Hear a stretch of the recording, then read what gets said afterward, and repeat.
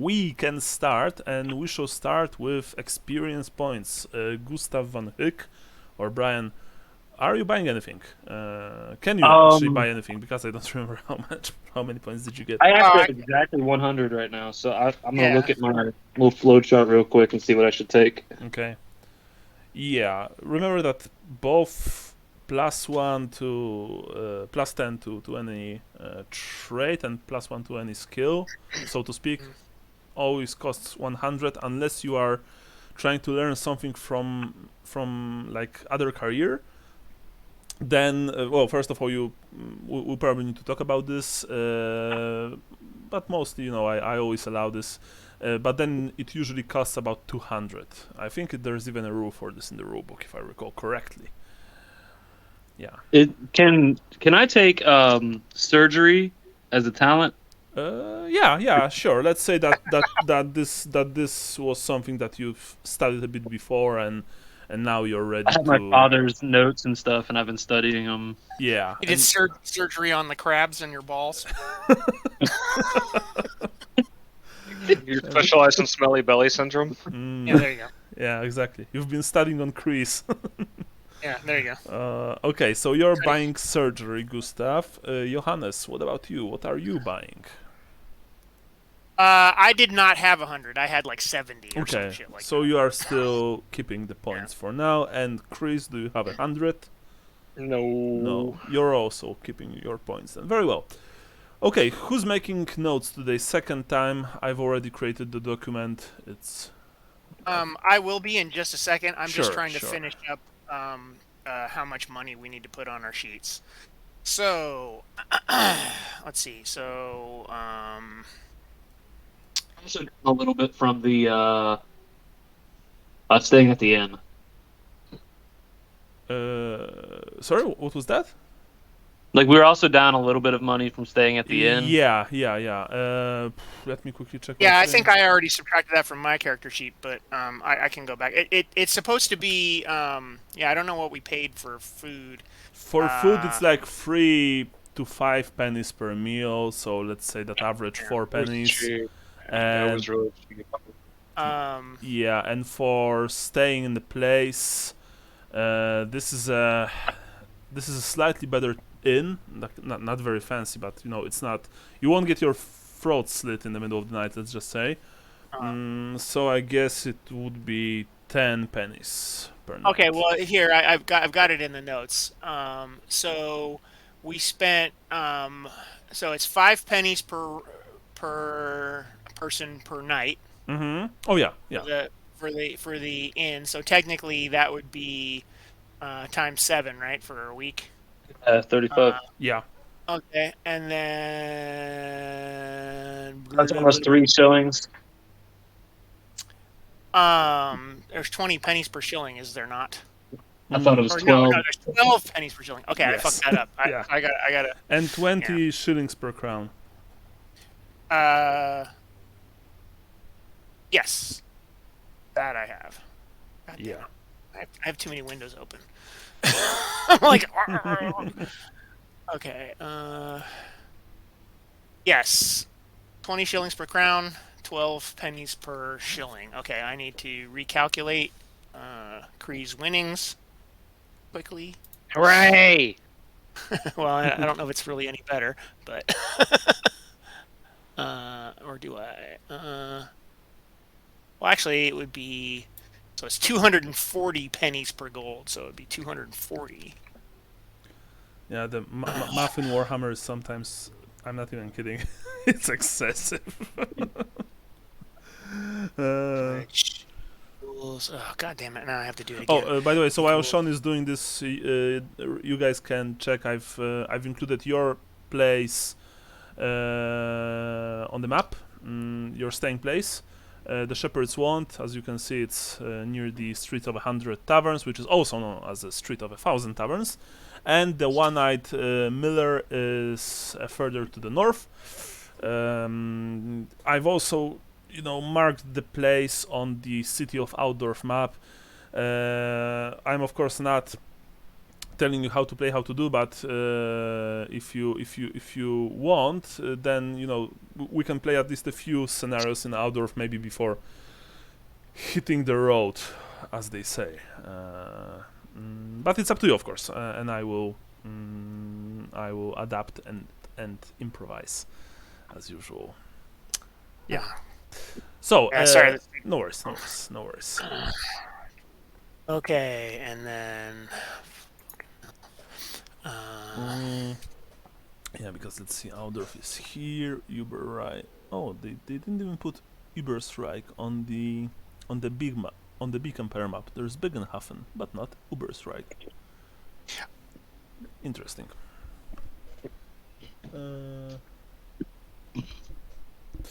Right. God damn. So we can slowly start, I think, if that's okay with you, Sean, of course. Well, the only problem is I'm also taking notes. Okay. So Okay. So we wait for So, a few okay. seconds more. All No right. worries. So yeah, I just want to finish this up, and I'm sorry it took me so long. No worries. Okay. So that is a total of. So okay. So it would be.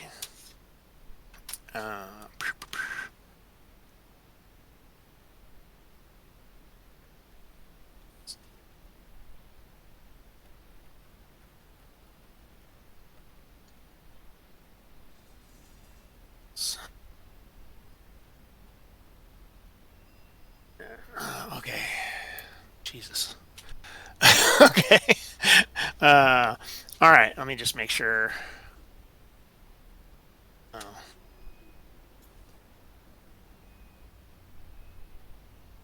Easy. No worries. Plus. Okay.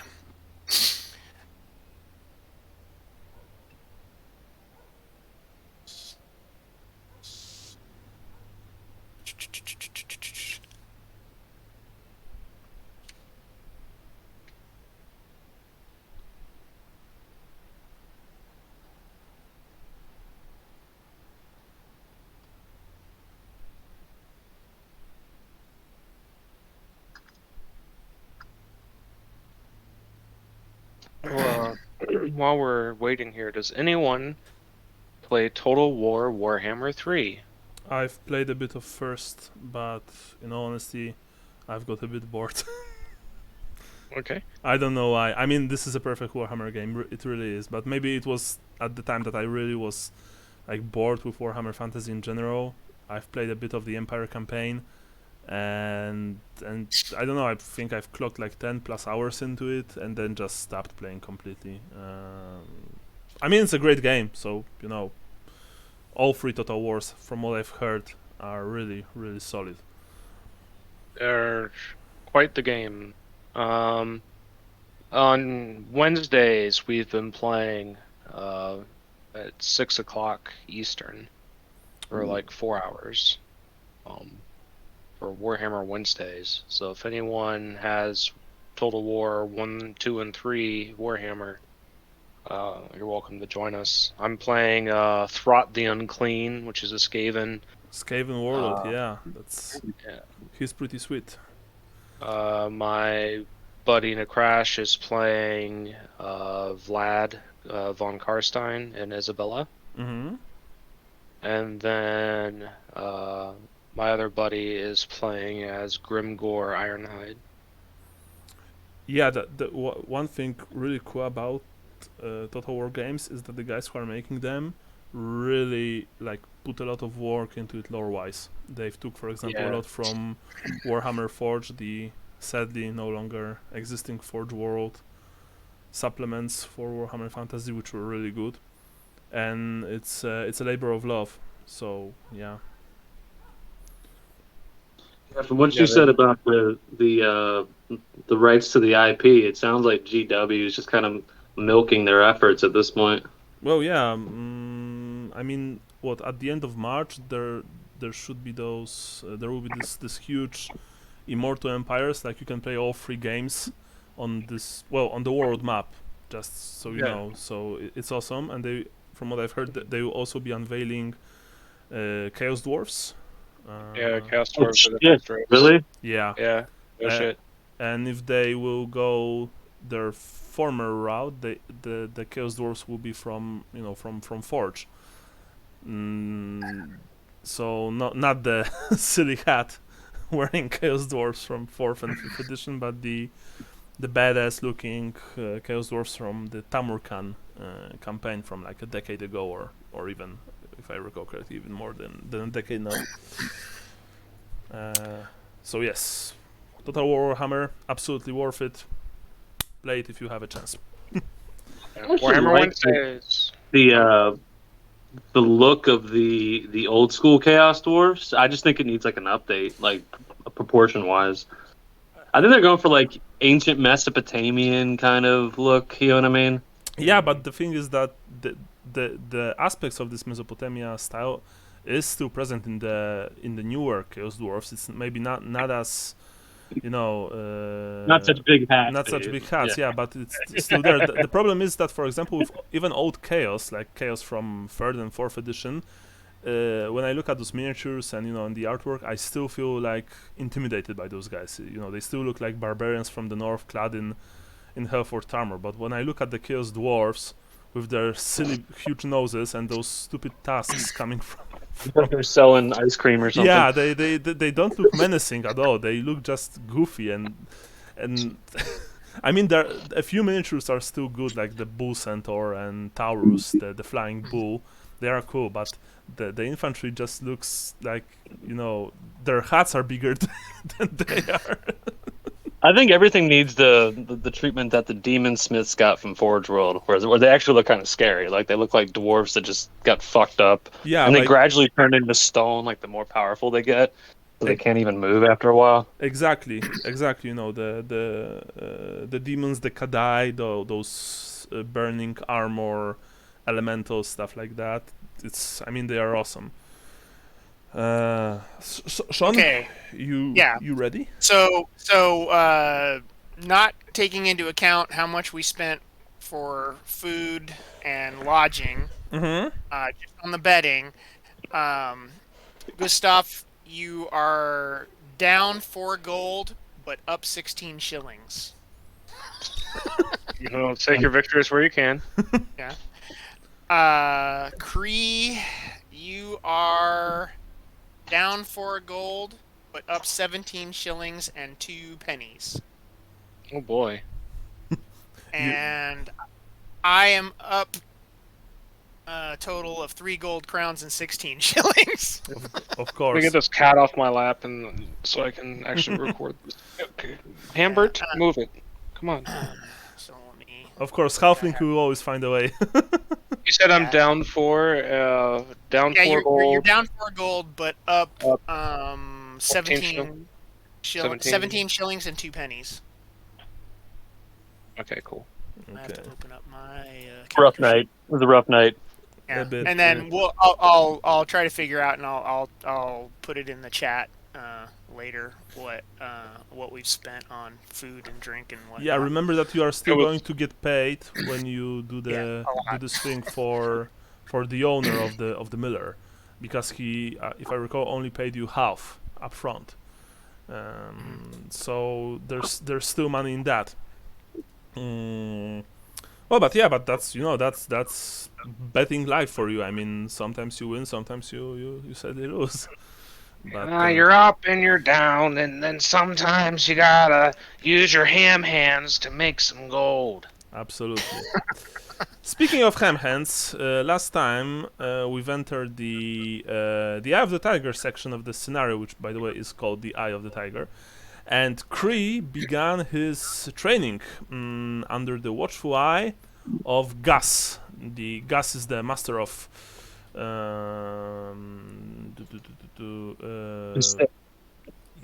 trainer. He's the trainer for Carsten Leibnitz fighters in the One-Eyed Miller. He's called Giuseppe Gus de Marto. He's Italian, of course. And Cree started his workout, and this is one brutal workout, let me tell you. Cree, you've been barely sleeping. You can, you have trouble eating, not because of your of swollen face or anything, but you're simply even, too exhausted to chew and too exhausted to sleep. Actually, I know if you guys ever had this, but sometimes you are so tired that you can't even go to sleep. So that's how you're feeling, Kree. The sadistic Hylian is essentially, just throwing everything he has at you, and he even asks your comrades to, to insult you during training, because apparently this works. You have a single week to prepare for the fight, during which both you and Gustav and Johannes will hopefully find out who's fixing the fights in the One-Eyed Miller.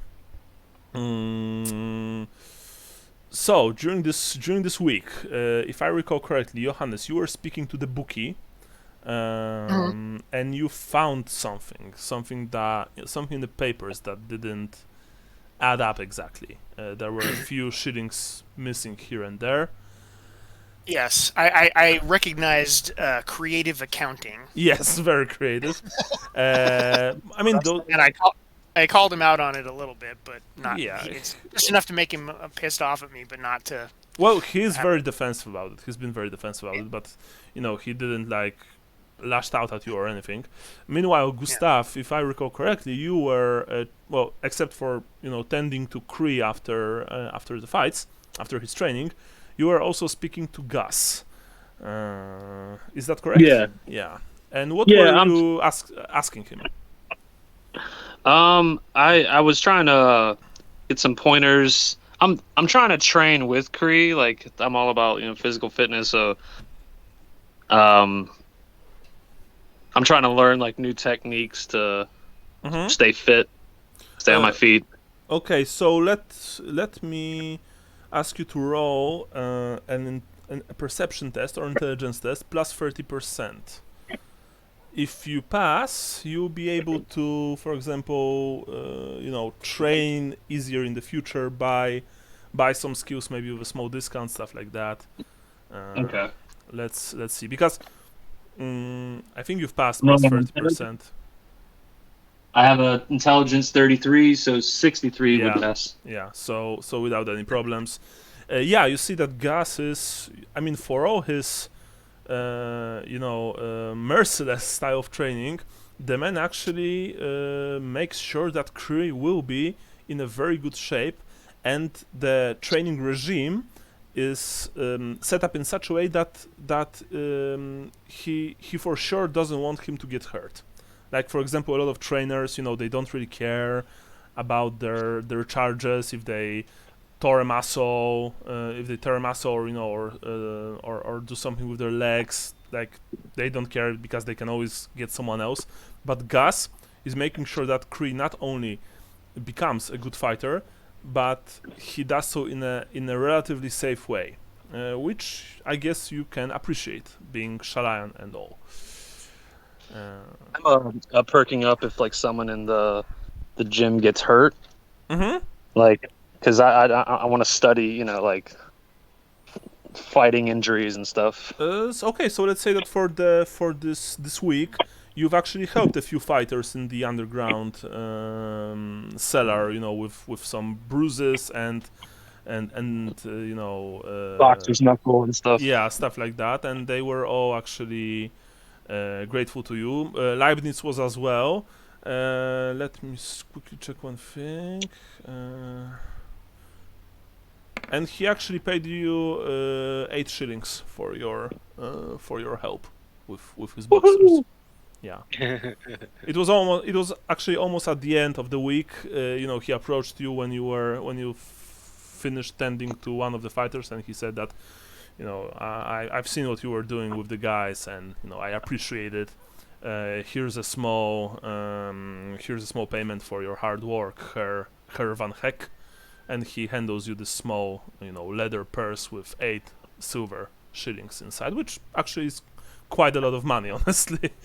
I bow in appreciation. He also, he looks at you, and he then turns his head towards Kree, which is doing 50 plus push-ups. Big fight night tomorrow. I hope that your friend is ready, remember, you and your comrades will need to do everything to find out who's fixing the fights. I'm sure that this man will be present. But I also want to make one thing very clear. Hervan Heck says, says Leibnitz, I don't want any trouble here, any bloodshed. You just find out who it is, and then you tell me, and I'll handle the rest. I hope that we're clear on this. Listen, I'll just keep winning the fights, and when someone tells me to take a dive, we'll Less know who it talking, is. more push-ups! Oh, Crap. this is 15, 16. Oh, No, it was only 16, 14! 14! 14! 22, 14! 23, And you're doing the 1,000. 1,000, yeah, 2 million. So yeah, anyway, Gustav, that's what Leibnitz, the owner, is saying to you. He just wants to make sure that you tell him what you've discovered, and then he'll handle the rest. I don't know if you reply to him in any way, but that's that. Rest assured, if there's bloodshed, we're going to be the ones trying to stop it or prevent it. Thank you, I appreciate it. Hopefully after tomorrow night, my problems and your problems will be done. And he nods to you and then walks back to his office. Johannes, what are you doing in the meanwhile? Are you what were you doing during this week? Well, so one of the things I was doing was making a special powder to kill pubic lice for Gustav. And I believe I was trying to make some kind of, healing salves or whatever for him to use with the fighters. If he told me, like, I need something that does this, so some kind of analgesics, I guess. Mm-hmm. And then the third thing I was trying to do was I posted in the notes and I completely forgot about it. Was that although I trusted Giuseppe, I was gonna try to see if I could follow him where he goes after training. Yeah, you actually were. Okay, so I would like for you to make me 2 rolls. First roll is actually make me 3 rolls. First 2 rolls are for your apothecary trait. So let's see how well will you make the bombs. Like, these are not healing salves per se, like, it's just like something that smells bad and seems to, I just leave it on there. It's working. Exactly. It burns my eyes. Ah! Yes. The burning means it's healing. Oh my god, it's healing so much. I'm sterile. Yeah. Nice. First roll, very well. Went well. Then make me a second. Same as that. You have a bonus, by the way, because you have time to prepare them. Okay. So you have plus 30 bonus. So yeah, you've passed. Okay. You've passed I both. passed both. Mm-hmm. Okay, so Gustav, you were actually given some helpful healing aids from Johannes. Rub it on my hamstrings, Gustav. Yeah, and then you've probably used them on This is a Kree. suppository for you. How many salves is it? For game's sake, because like I said, these are not your healing salves from the rulebook. They don't actually bring back health. Let's say that you were able to use them for Kree wounds during the entire week, and then still had a few to administer to other fighters. I essentially made a bunch of Vicks Vapor Rub. That's actually a very good description. Yeah. But this. But actually, Gustav, you see that Johannes did pretty well. These are not your placebo or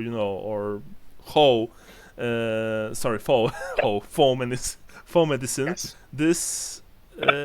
This actually works. So, Kree, your wounds, mainly your knuckle wounds, and maybe knee wounds, stuff like that, they didn't hurt as much because your comrades, well, they were there for you. Wow, Johannes, Gustav, this stuff isn't the normal snake oil you're pumping out and peddling to the common people.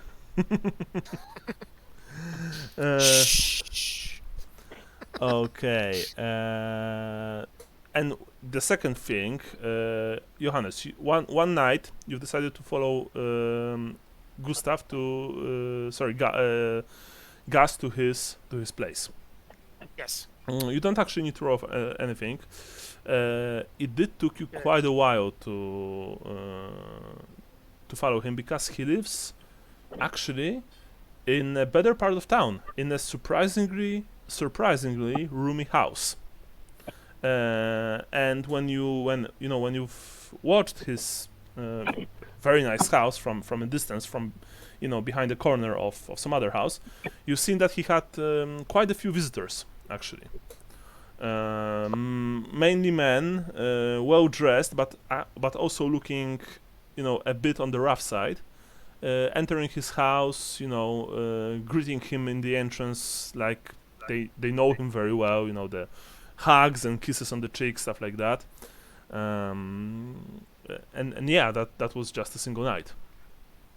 I don't know if you did it more than once, but if you did more than once, then you saw practically the same thing every time that you did so.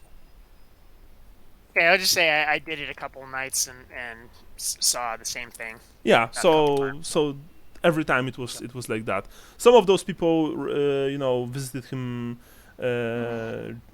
like a few nights, during the few nights. Other times, they were just different people together. But all of them well dressed, well built, brutal looking men, but not like thugs per se. They were more like, more classy thugs. Let's just say that. Mm-hmm. So the main thing I'm trying to do is just try to get an idea of what they look like and see if they turn up. If I can recognize them again at the fights during the night fight. Sure, of course. Yeah. Okay, very well. So roll me a perception test, but this is basic one because you are observing the house from a distance. It is late at night, and even though this is a nice part of town, it's not. I mean, Altdorf is not lit like, for example, modern day in Los Angeles. So yeah. So roll me perception. Nice. Yeah. Bam. You have a good eyes, and you remembered as much details about those men as possible. Also, you've noticed one thing. I mean, you've noticed this before in the cellar, but Gustavo is sorry, he's Giuseppe. I don't know why I call him Gustavo. Giuseppe. Even though he's a large man and he's in his advanced age, he's built pretty well. He moves pretty well, but when he walks back to his house, it is clear that his former injuries are catching up with him. He's limping a bit. Sometimes he needs to stop for a minute or two to catch his breath. This man's glory days are clearly behind him. So yeah, I don't know if you are telling this later to your comrades when you are back in the Shepherd's Wand, for some R&R. Yeah. I just play back to him. I was like, wow, he lives in a really swanky part of town. Yeah. and he's visited by these guys who dress kind of cool, or actually I shouldn't say cool. They dress a little too fancily, and I need to bump into one of them, but they're kind of scary looking also. So I don't know if I want to try my trick on them. Yeah. They're retired, successful fighters that he's trained before. I don't know. They look more like they didn't look like X-Fighters. They look like they might be in the garbage business. Garbage business. Yeah, they all looked. Oh, by the way, they were hauling and carting. They were, of course, all armed. You saw, swords and rapiers and scimitars poking from under their long cloaks, but said cloaks were made from high quality materials. Like I said before, Giuseppe lives in a very well built townhouse. Maybe not a noble's mansion, but close. It's it's clean, it's well built, it's not decrepit in any way. There's a high wall separating it from the street, so you only really saw the entrance to the house from behind the bars.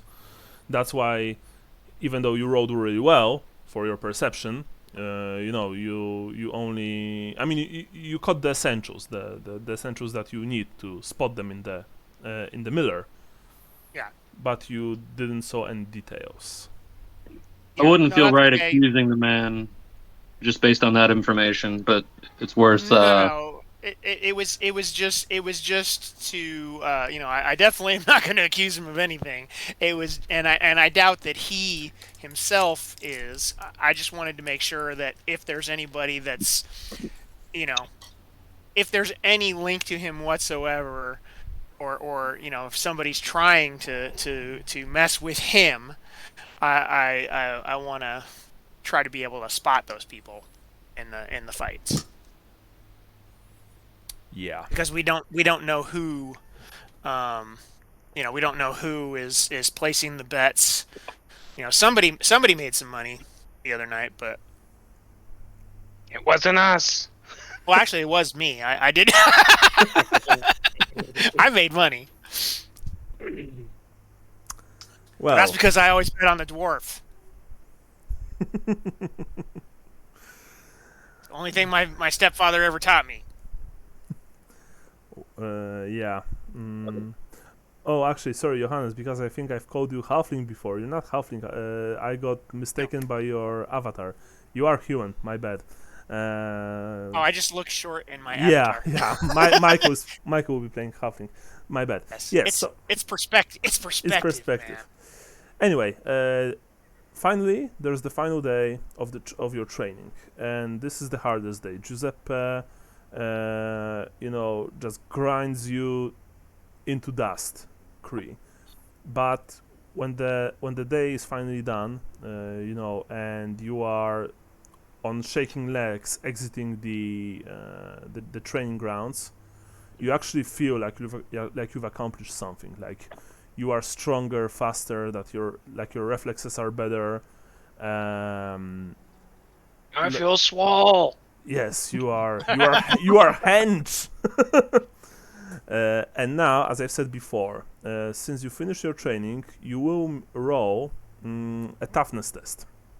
If you pass this test, you may choose one of the options that I'll present you for the upcoming bout, and you can keep this trait forever, but you can only use it during non-lethal boxing, wrestling matches.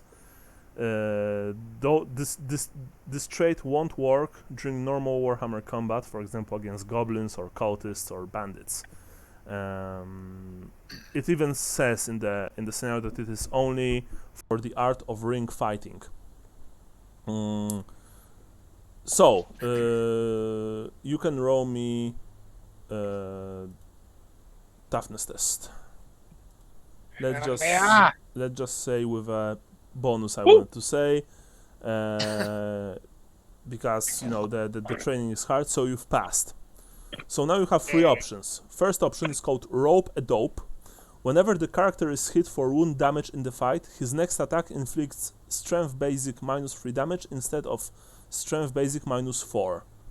So essentially when you get hit, you hit back harder. Second is Resilient. The character gains a plus 10% bonus to his toughness for the purpose of regaining wounds lost during the fight. Third is Southpaw. The character can fight left-handed, which gives a -5% to his opponent's parry or dodge in the ring, if the opponent is right-handed. And finally, there are 4, not 3, my bad. Finally is duck and dive. The character gains plus 10% to his dodge attempts in the ring. You can choose only one. Tell me now which one you choose. I'm ducking and diving. Very well, duck and dive. So please note it Sounds on like your The 4Ds. yeah D&D. So No, it please was the dodgeball thing. Dodge, duck, dip, and dodge. and dodge. Okay. So please note it on your character sheet. It's called duck and dive. The character gains plus 10% to his dodge attempts in the ring. Actually, I think this is very good. In my opinion, 3 and 4 are the best. So southpaw and duck and dive. And now, before we enter next chapter, which will be the fight night, I need to make myself some coffee. So I'll be right back. All right, I'm gonna take a quick break then too. Be right back.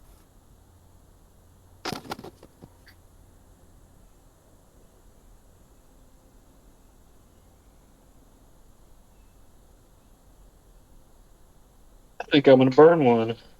Yeah. I just re-upped yesterday, so I'm in a cloud.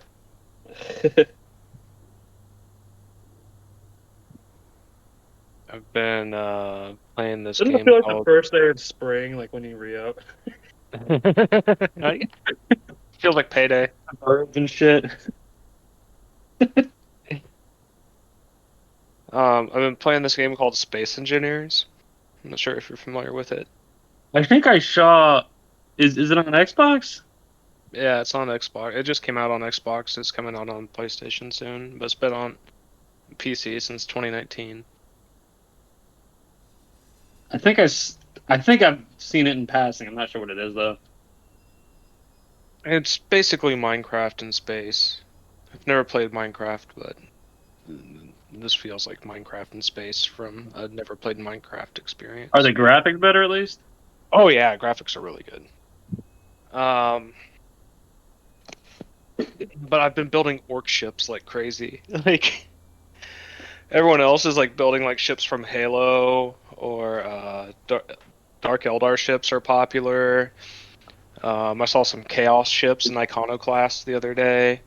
But I just build orc ships because I don't know how to make things look pretty, so I just make them look janky and paint them. Put teeth on them.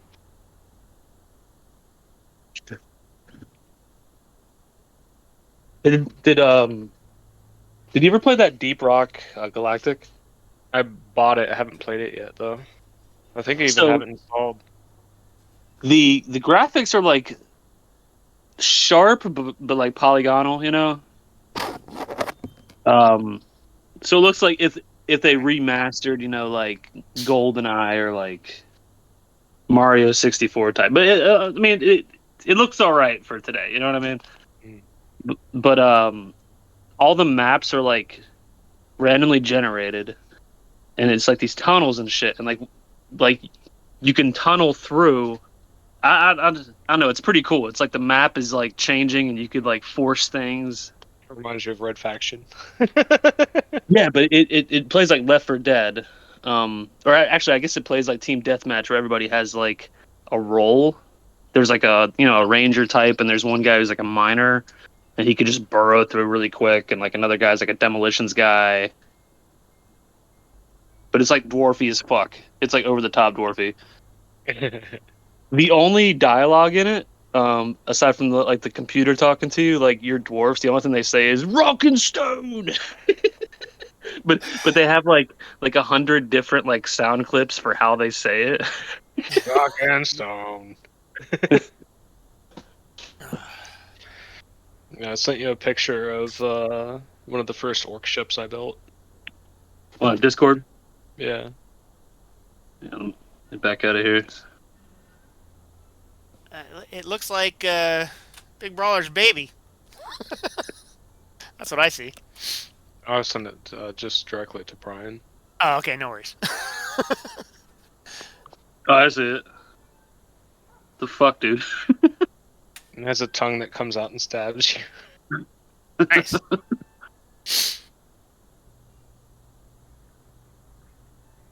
The mouth opens up too. The mouth has to open to let the tongue out. And then it closes. Then it closes when the tongue retracts back in, like a frog. Jeez. So, like, do you do like fleet battles with it, or Right do you now, just raid the ship? so the one that I sent you a picture of, I used to fight NPC pirates with, and I used the tongue to grind them up after I disabled them with my guns. Um, the one that I have now is meant for. There's a section called King of the Hill, where if you're in like this 3 kilometer sphere, you just get money basically. You just get currency, and it announces to everyone when someone's there. Like, oh, this person just scored a point at King of the Hill. Oh, this person just scored a point at King of the Hill. So like people know there to go, that someone's there looking for a fight. So I have an orky ship that shoots death torpedoes out of it, death rockets, out of its mouth. That I've just built, and it takes 312,000 units of explosives per death rocket. And I have 4 in my mouth, and they're painted to look like a tongue, so like they're all supposed to look like a tongue, and there's a force field over it. It's so great. So people are just there, and I just scream "wah" and hit a button and just shoot 4 rockets out of my mouth. Jesus. If they hit or not is a whole nother thing, or if they explode in my own mouth and blow myself up, that happens too. Taylor's sister was like describing some weird game that she plays with Taylor's brother, right? It's like some video game. It's like something about, like, they call it beds or something. And the way she was describing it, like, it's like you have like a bed, and if you leave the bed, people can like kick you offline or something, and that's like the whole point of the game. And I'm like, this is basically like those fucking programs they had on AOL, like instant messenger. You know what I mean? Like, it's not a video game. You're just like trolling people. Like how is this a fucking video game? It's like, oh, they're idle. I'm gonna punt them. And kick them off their bed. But what do kids play nowadays? Like, what the fuck is that? Yeah. It's like trolling the game. Yeah. Imagine the games that your kid will be playing Oh my god. when they're a teenager, and they're going to be playing some. Sitting here, the video game. You just sit here. They're going to play some Bayonetta style game that you're not going to understand. You're just going to be like, that's over-sexualized for no reason. She's shooting a gun from her high heels. Why is she even fighting in high heels? One of them would break at one point, even if she wanted to fight in high. Well, it matches the lingerie she's wearing. Okay. Is Well, it a heel like a gun barrel, and she just kind of goes like, like shoots people with it? every time she does the can. Do what?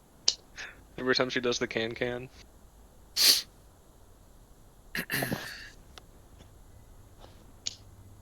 Yeah, I'm pretty lost on this new generation of games, man. It's like games with no point. Like, I don't understand it. Mm-hmm. Yeah. That's how I feel about Fallout 3. Fallout Serious. 3? Yeah. Yeah. Fallout 3 didn't give you. It wasn't railroady enough. They needed like a main quest that like kind of held your hand at least through the first act, so you know what's going on. Like, it just kind of dumps you out.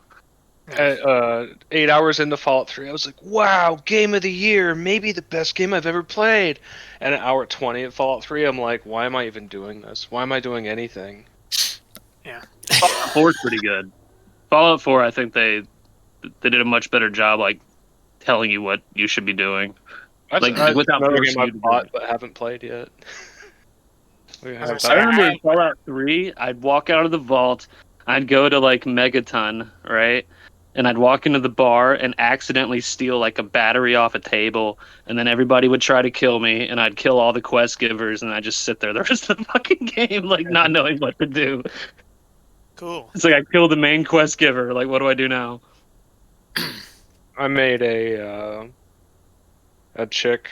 I think my third character in Fallout 3 was a gunslinger who walked into Megaton, killed the sheriff for his hat, went to Tenpenny Tower, and blew up Megaton immediately.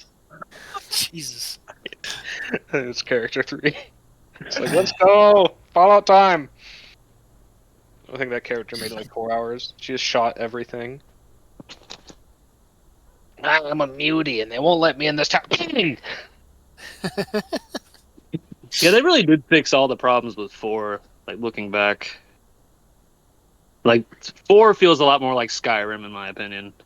But, like, better. Like, graphics-wise and, like, mechanics-wise. Like, they had Skyrim behind them, so they really knew what they were doing with that style of game at that point. It's the same engine as Skyrim. Yeah, yeah. It also has really good, like, settlement building mechanics in it. It's, like, really customizable. I've made, like, entire cities in there and stuff. That's cool. That's cool. There's, like, mods you could add where it removes the boundaries of where you're normally able to set up settlements. So you could hypothetically set up a settlement anywhere, like on top of a skyscraper, like build bridges between the skyscrapers and shit. I'm here. Sorry, guys. I was going to say that my son has been showing me, we've been watching a playthrough of Sons of the Forest. Oh. That game is fucking crazy. Yeah. What is that? So I guess The Forest it's a sequel to The Forest, but the idea is that you're essentially crash landed on some island and you're trying to survive these cannibal mutants.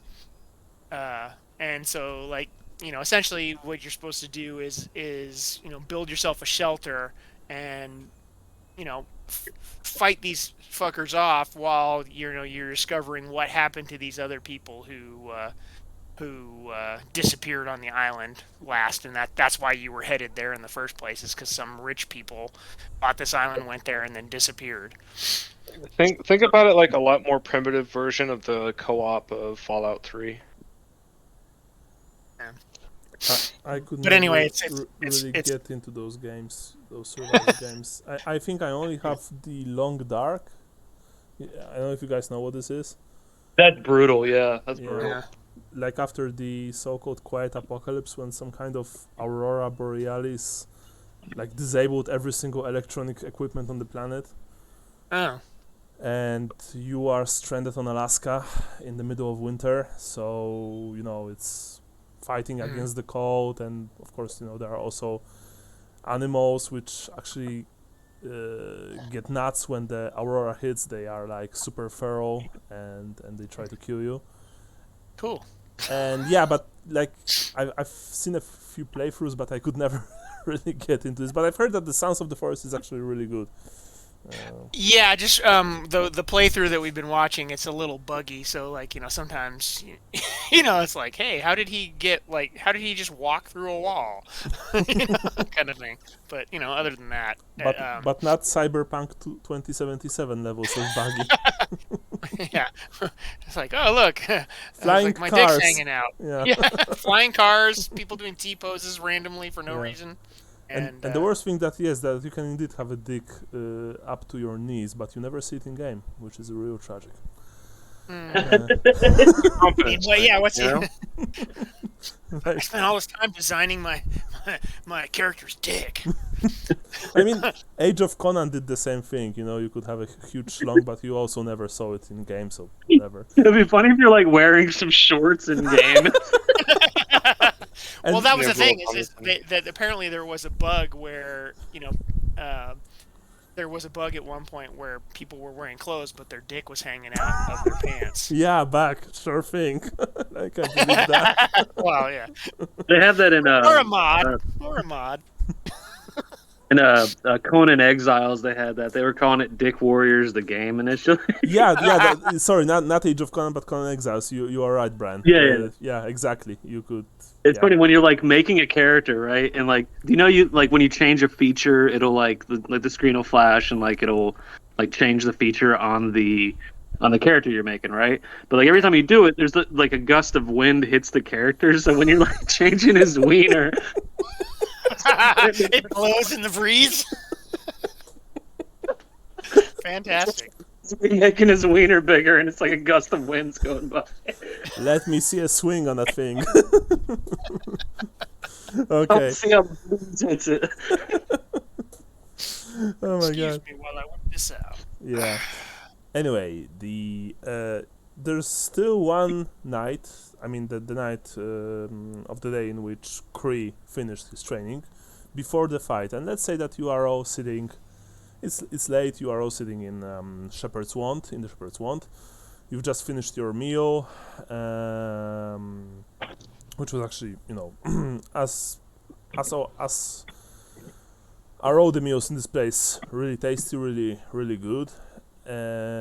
If you guys want to discuss something before next night, then this is probably now is probably the time. If not, then we can just skip to the fight night. I'm guessing this is probably where we get the information about the people coming and going from. Yeah. Yeah, That's where I would tell them about all the people I saw. Yeah, let's say that it is, sure. The place is quiet, except for you. There are a few patrons here, but they are mostly just finishing their drinks. The elven owner just,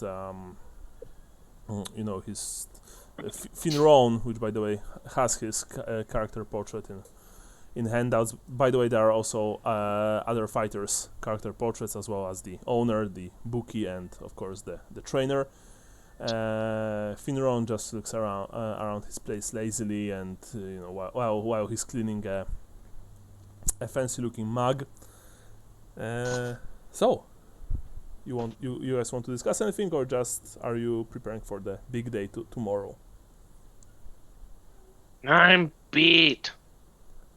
I can barely do anything except for be afraid of getting hit. Huh?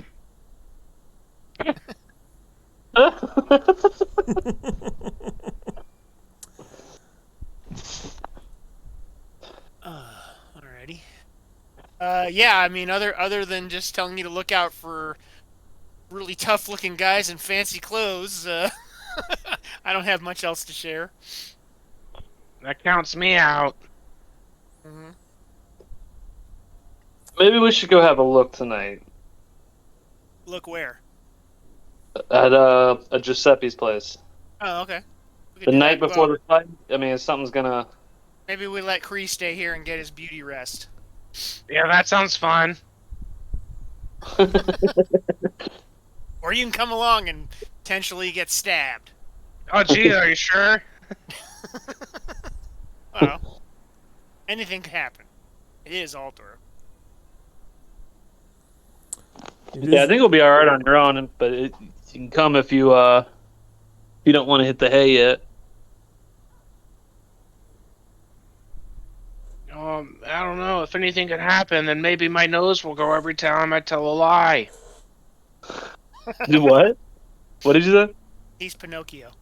No, that's not working. I'll be safe. Yeah, I'll come along. Okay, so in Yeah, that I'm case, not sure. sorry. Yeah. Continue, Brian. Sorry. Didn't want to- No, that's fine. I think we need to get there and see what's going on. Okay. So you finish your drinks. you get up and leave the Shepherd's Wand, walking out into the warm outdoor night. Even at this hour, the city is simply, it's bustling with activity. There are lots of things happening, lots of stuff is going on, especially in this place. You are near the Street of 100 Taverns, and there are so many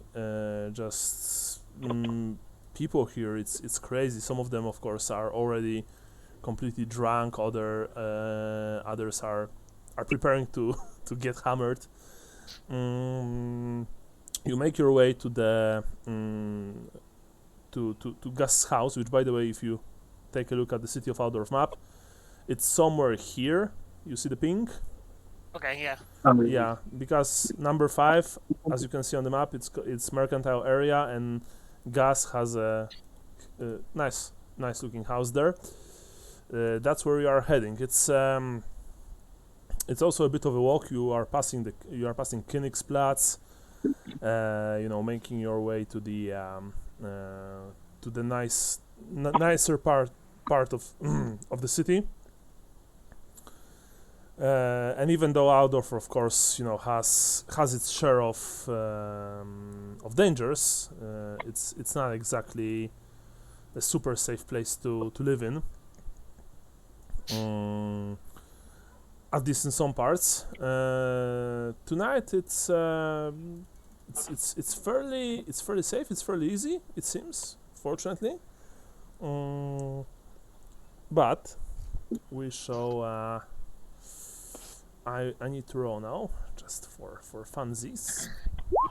That's never bad. Nope, especially when Zine rolls, as you can see on the. Each never rolls, each decides. Nah, it's all about chance. At least you didn't roll a 9. Yeah. So anyway, as you are, for example, this night, as you are making your way towards towards Gus' house, and you're passing through the crowds in some bigger streets. First of all, Johannes, I would like for you to roll me intelligence test. Intelligence. Basic. Nice. Now, funny thing, you remember the road to Giuseppe's house, but you are pretty sure that that few streets and few landmarks that you've passed, they were in different places last night. And do you remember what they were saying about Aldorf? That Aldorf, possibly because of the colleges of magic, it changes its layout slightly. And people who live here all their lives, they're usually accustomed to it, and they can adapt. But newcomers, sometimes they can get lost. And, only because of your instinct, perhaps, or maybe luck, you are able to navigate and lead your friends towards your destination.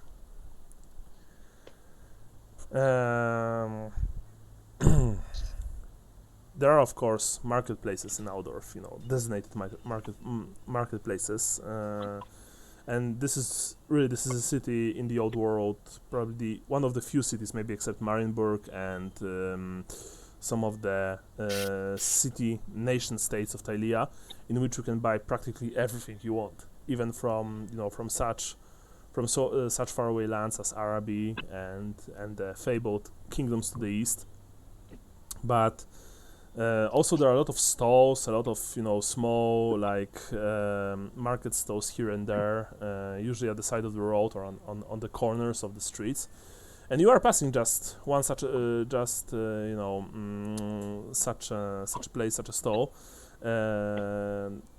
It sells like some fancy looking foreign clothes. You're not really sure from which place they come. And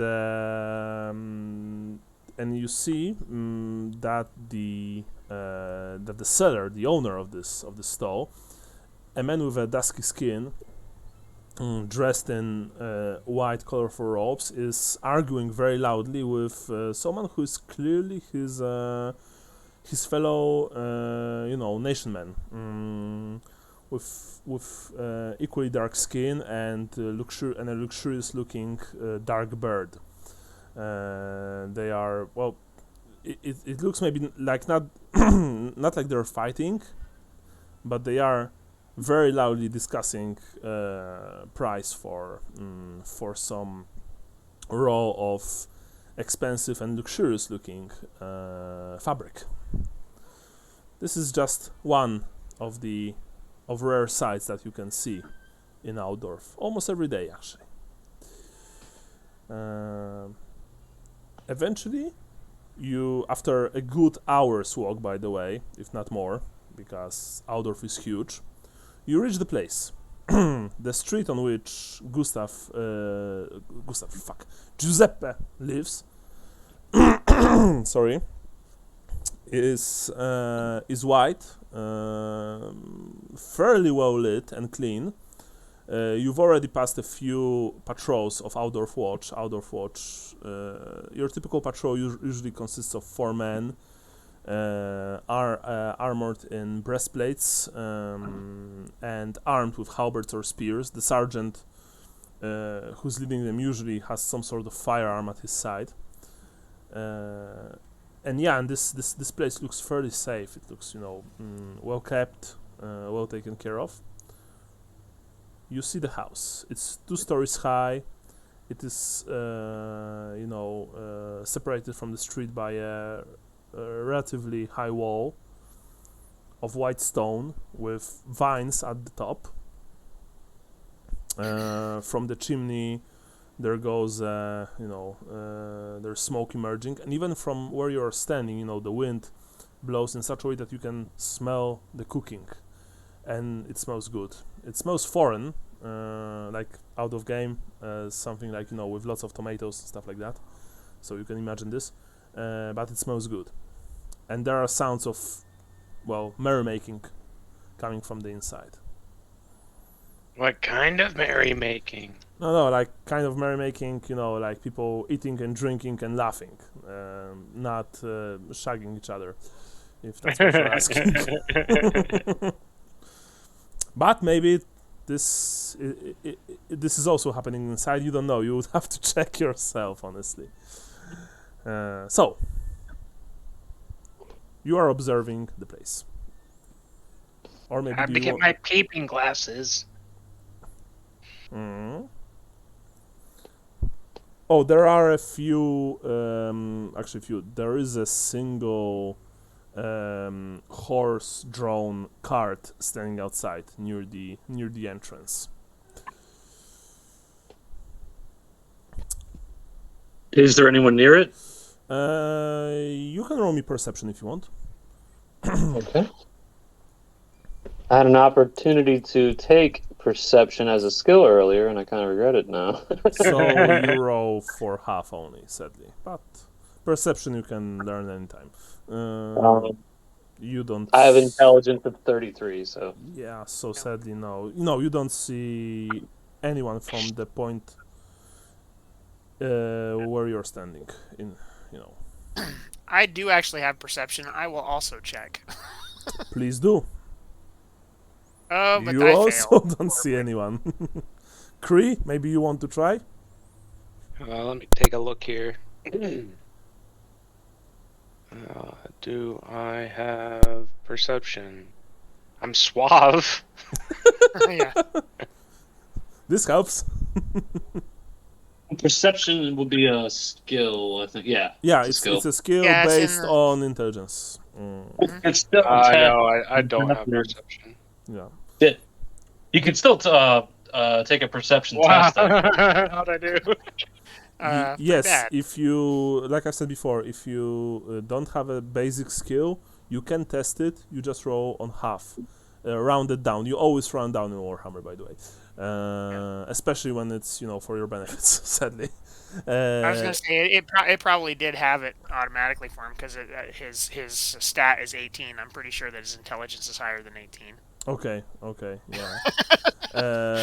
But if it's advanced skill, then unfortunately you can't roll for it. Even Right. on half. I think an 84 is fail regardless. of Yes, what- sadly it is. You are trying to see if there's anyone near the cart, but no, you don't see anyone. That's it. This is not like a cart that that transports ale kegs or wooden boxes or coffins. This is what's the word in English? A cart in which you travel in relative style and comfort. So Coach. Yeah. Oh, yeah. Coach. That's the word. Of course. The windows look like they are covered by dark cloth. The horses are magnificent animals. There are two of them, very well fed and dark of mane. They are standing calmly on the street, eating hay from bags suspended over their necks, from their necks. Sorry. Yeah. You don't see any guard stationed at the entrance to the premises. That said, Johannes, you've also when you were here before, you also never seen any sort of guard or or servant who was waiting at the entrance. The people who visited Giuseppe simply opened the gate, the small barred gate, and went inside themselves. Okay, so tell me if you want to stay, for how long you are staying, where you are staying, are you hiding or are you just standing at the corner? So because I need to know that, or if you're doing anything else. So how high is the wall? Would we be able to give each other a boost just to look over it, or is it too high for that? Yes, if you would boost, if one of you would boost another, then yes, that second person would be able to look over the wall. That said, remember what I've told you. This is a large, fairly well-lit street, and you've already passed a few patrols because at this time of the night, there are almost no people here. They are inside their houses enjoying late evening meals and partying with their friends or just preparing for their sleep.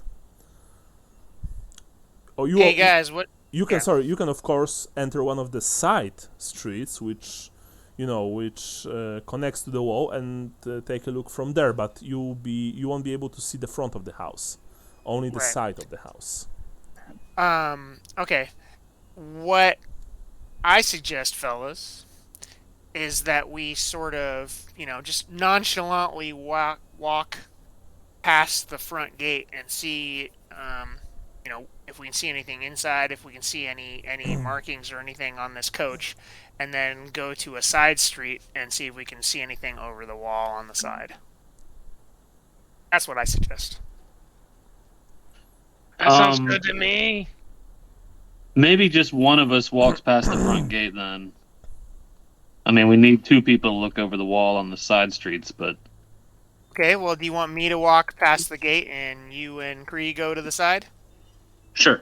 Yeah, it sounds good. Yeah, let's go. Let's go off over here. Okay. I have to admit, I feel slightly guilty being here, but it is a stone that we can't leave unturned. So, Gustav and Kree, you are approaching one of the side streets, side alleys actually, so that you can, take a look over the wall, while you, Johannes, you walk past the front entrance, so that you'll be able to both take a peek towards the front entrance and look at the couch. At the couch's side. Very well. Let's start with you. You are, making your way towards the front entrance, walking nonchalantly, and you're trying to be completely, to look completely normal. And now I just need to roll D100 to see if something happens. Wow, good job looking normal. Everything is okay. You take a look around quickly, and you hope covertly to see if there are no patrols here, because the problem with the Empire and guard patrols is that they can sometimes be very inquisitive, even when nothing is really happening. When a person just crosses a street, they will think that this person has some nefarious plans on their mind, and they will try to ask polite questions. What the fuck are you doing here? and maybe you should be somewhere else. Stuff like that. Listen, I'm not a dwarf. Yes. It also doesn't help that in many places, Aldorf sadly one of them, there is there are corrupted members of the watch, members who harass people, who extort them, who act like common thugs, and if you try to stand your ground to go against them, then you can expect a severe beating, an arrest, or sometimes even a worse fate.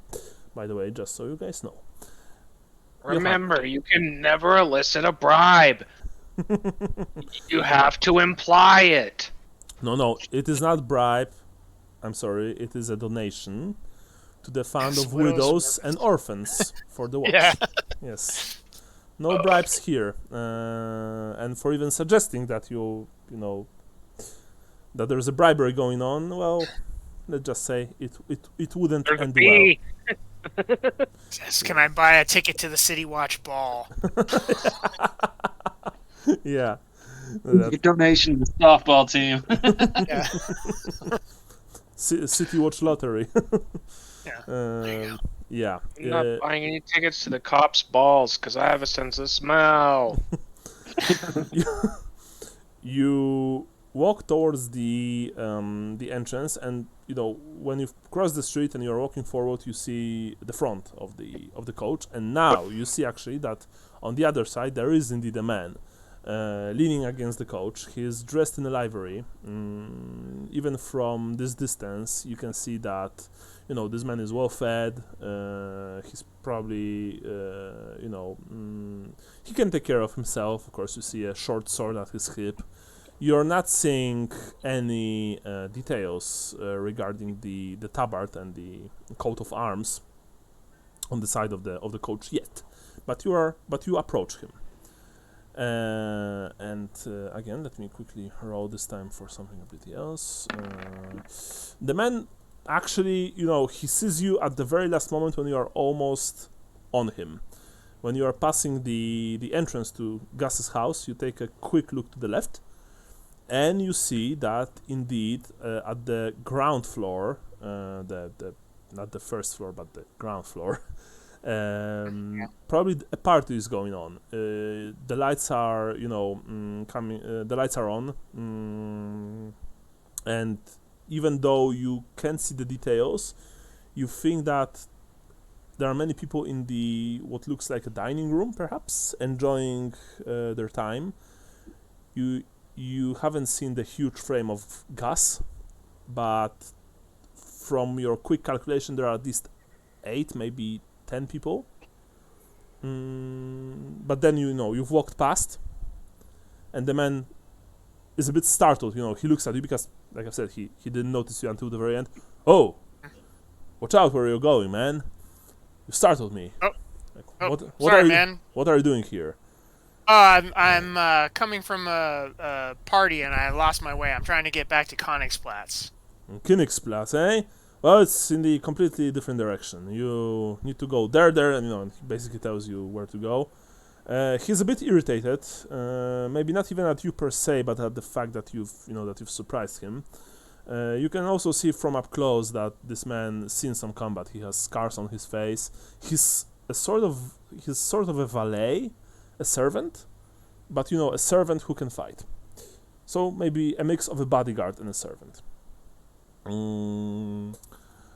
So anyway, I hope I've helped you a bit. He says. Yes, and I'm admiring your surcoat there. It's very, very fancy. He looks at his tabard. He looks at you. He squints his eyes a bit. Thanks, I guess. Look, can I help you with anything else? I just found it striking. Is it heraldry from the Empire? Yes, it is heraldry from the Empire.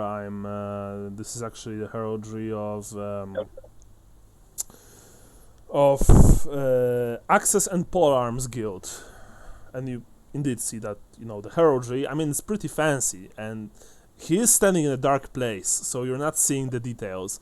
But you can see that on the coat of arms there's a crossed polearm, like a halberd, and a crossed X. Why? You've never heard of the guild? Oh no, I'm not a fighting man, so I've never heard of that before. Sorry. Well, we are not fighting men as well. We just make weapons for the fighting men of our great nation. Thanks to our effort, he says with a slight, pride in his voice. Thanks to our effort, our boys in the north, they were able to hold back the tide of filth from beyond Kislev. Yes. We've sent many good weapons to them. Many good weapons to Middenheim, to Nordland, to Ostland. Yes, sir. Of course, it's not like we take all the credit, he says, but we did our part. Yes. And what Karl are you? Franz. Karl Franz, of course. Karl, actually, our guild master knows the Emperor personally. I don't know if you know this. Ooh, I did not know that. That's very impressive. Yes, and our guild master is in this very building right now, he says, and he points at the building. What do you think about that? You can later tell your commoner friends that you've met someone who knows the Emperor. Someone's sister's brother's cousin's uncle. What does that make us? Yes. Yes. Wow. I'm very impressed. Well, you should to be. So close. You should be so close to greatness. You should be. Truth be told, unless you enter the Imperial Palace, you'll probably never again be close to such greatness in your life. This is actually pretty fun too, because the man looks like he doesn't look like a thug per se, but it's clear that he's been employed for his muscle and brawn, and probably skills at riding the coach maybe. But he's so full of hot air that that it's crazy. Apparently, there is a pecking order amongst servants as well. Yeah. And now, actually, that you look at the coach, at the side of the coach, you can see the same coat of arms on the door, and you guess that it's also on the other side, but you weren't able to spot it from where you were standing back then because, well, it's been quite some distance. Yeah. Anyway, I need to finish this conversation, says the man. My master wouldn't be happy if he would see me slamming with commoners. No offense, good sir. None taken. I wish you fair night. Farewell. Oh. Yes. May Sigmar's hammer guide you. And you. And he says that in a way like, okay, that's enough. Bye. Just go away, please. And I saunter away. Yes, and you. Hey, Balthazar gold-scalded balls rest upon your shoulder. Rest upon your chin. So what, you wanted Balthazar to teabag you or something? Yes. Yes. Anyway, you move past the man, who returns to just, well, he's not really doing anything. He's just, leaning against the side of the coach. You guess that he's pretty tired. He would probably like to take a nap, but he really can't. He doesn't even have, a pipe or anything to drink, at least anything that you see. So you guess that he's also pretty bored. Anyway, you move past him and then you just, melt into the darkness of outdoors night. Meanwhile, Gustav and Kree, you've entered one of the side alleys. Oh boy! And you prepare to take a peek over the wall. Now, my question is, who's lifting up who? Because this is a test, by the way. This will be a test for you guys. I think Kree should lift me because we should just say the truth that he's a fighter in training, and that was part of our and strong. running. We're jogging around town with me on his shoulders to help him train for the Getting strong now. Like Yoda and Luke. Very well. Yeah, there you go. Yeah. So you approach one of the, the probably the darkest section of the wall in the side alley, so that you won't easily be spotted. And Kree, you are preparing to give Gustav a lift. So in that push case, up. I would like for you to roll me a plus 20% strength test. You are tired, and you have only 29 strength. You know it. Whoa, nice. I mean, I think it's still average for a human, so whatever. Yeah. Yeah, but after the murderous training at the hands of Giuseppe, your hands are shaking, your arms are wobbly, and you are tired. Gustav, you are, you're trying to get up. But Kree is, not up to it. You can try again, Kree. Oh, you're the heaviest man alive. Maybe lay off all the sweets. Okay, let's say that this time you've passed. It's been only like 4 points of difference. So let's say that it took you some time, but eventually, Gustav, you are standing on Kree's hands. Kree, you won't be able to sustain him for long unless, Gustav, of course, you want to grab the vine-covered top of the wall and just hang on it. I'll assist him by holding myself up a little bit. Okay, so now I would like for you to roll me a plus 10% agility test.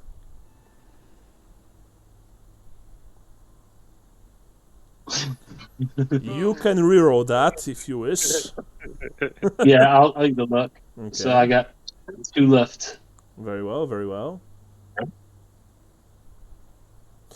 Okay, you were okay, but before you you're not falling. You just had to jump down. But before you do this, you can roll me a very quick perception test if you want, because you can of course try again to get up, to see if you spot anything over the wall. But this test, since you only have like a second to take a look, will be with a minus 10%. It's up to you, Brian.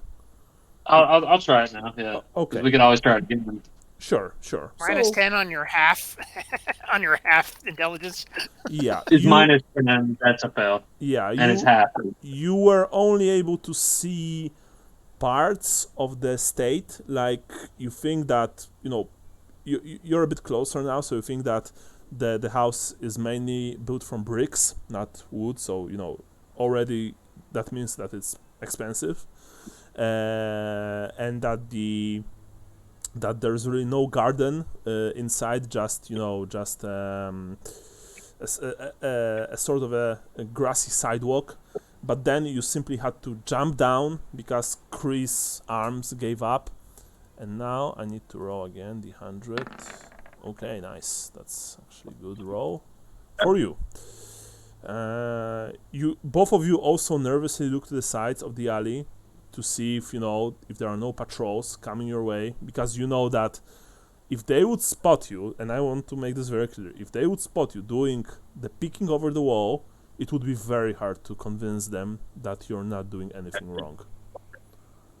Even the most lenient and law-abiding guards, if they see something like this, they are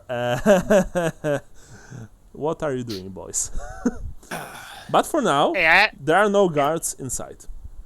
I have to take a quick restroom break. Yeah, go for it. So, Gustav and Kree, do you want to once again try for Gustav to take a peek inside? I don't know about you, but I kind of feel like quitting while we're ahead. Yeah, I don't think this is definitely worth our time. Yeah, let's just head back. I feel bad about this already. Okay. Okay. So you're going back to your meeting place with Johannes at the corner of a nearby building from which you've observed the entrance. Correct? That's right. Okay. You're getting back there, but Johannes is nowhere to be seen. You are alone. Maybe he. Where could he be? Yes. Where could he be indeed? Maybe he just went for a quick toilet break. I mean, took a leak in a side alley, so to speak. He's shitting in a gutter again. Well, there are gutters here, of course. That said, they are much nicer. They're in the poorer neighborhoods. They're much nicer than even in the neighborhood that you are staying in. Because after all this, this is a nice Wait, neighborhood. guys, I got it. Awesome. And you see that eventually, after like a minute or two, Johannes returns, emerging from a side alley, looking pretty okay. Johannes, you see Gustav and Cree. They've returned to your agreed upon meeting place. I shamefully shake my head. I said, we couldn't do it. Well, I got some info. Apparently, the Axe and Polearm Guild guildmaster is here visiting, which seems kind of odd to me. But so there's How an so? angle. Well, I mean, it seems weird that someone so close to the Emperor would be hanging out with a fight trainer. Oh, he's like that high up? Yeah. Wow. The guy was telling me that I was lucky to be so close to someone who sort of knows somebody who knows the Emperor. Wow, you'll remember this day forever. I will never wash this hand ever again. So I would like for... Oh, Even though yeah, I didn't touch him. Sorry, Brian, you were saying something? Continue. What? I was gonna say, guys, if we're spotted by the city watch, we're not doing anything. We're just having gay sex. Yes, that's actually a very good excuse. I'm sure the watch will be incredibly lenient when it comes to that. In the Empire. Not so much Marienburg, but... Yeah. Now, there's never been official info on this, but given the historical references and the absolutely fascist state of the Empire, in my head canon, they are not especially gay-friendly nation. I'm sorry for that. Yeah, no, I can imagine that it wouldn't be good. A witch hunter would probably, think that people of the same sex having relationships are some kind of Slanesh shit going on or something like this. I know this is probably horrible and I'm sorry, but I am trying to keep this semi-realistic, let's say. And back then in 16th century, people were not tolerant. So, well, unless you were like a king or something. well, Then it was okay. I don't know if you've seen or if you've read the Canterbury Tales. There is a chapter there in which actually the I don't recall if it's not witch hunters. It's just a city watch or something. They storm a place in which a bunch of men are having a good time with each other, and only the really privileged ones they basically buy their freedom. Well, I mean They implied a bribe. Yeah, and the lower ones are, if I recall correctly, executed at the spot. Yeah. Now, that sounds accurate. Granted, it was 12th century England, medieval England, so, and we are talking about 16th century Germany, but even so, sorry. No, officer, it wasn't gay. It was just a bro job.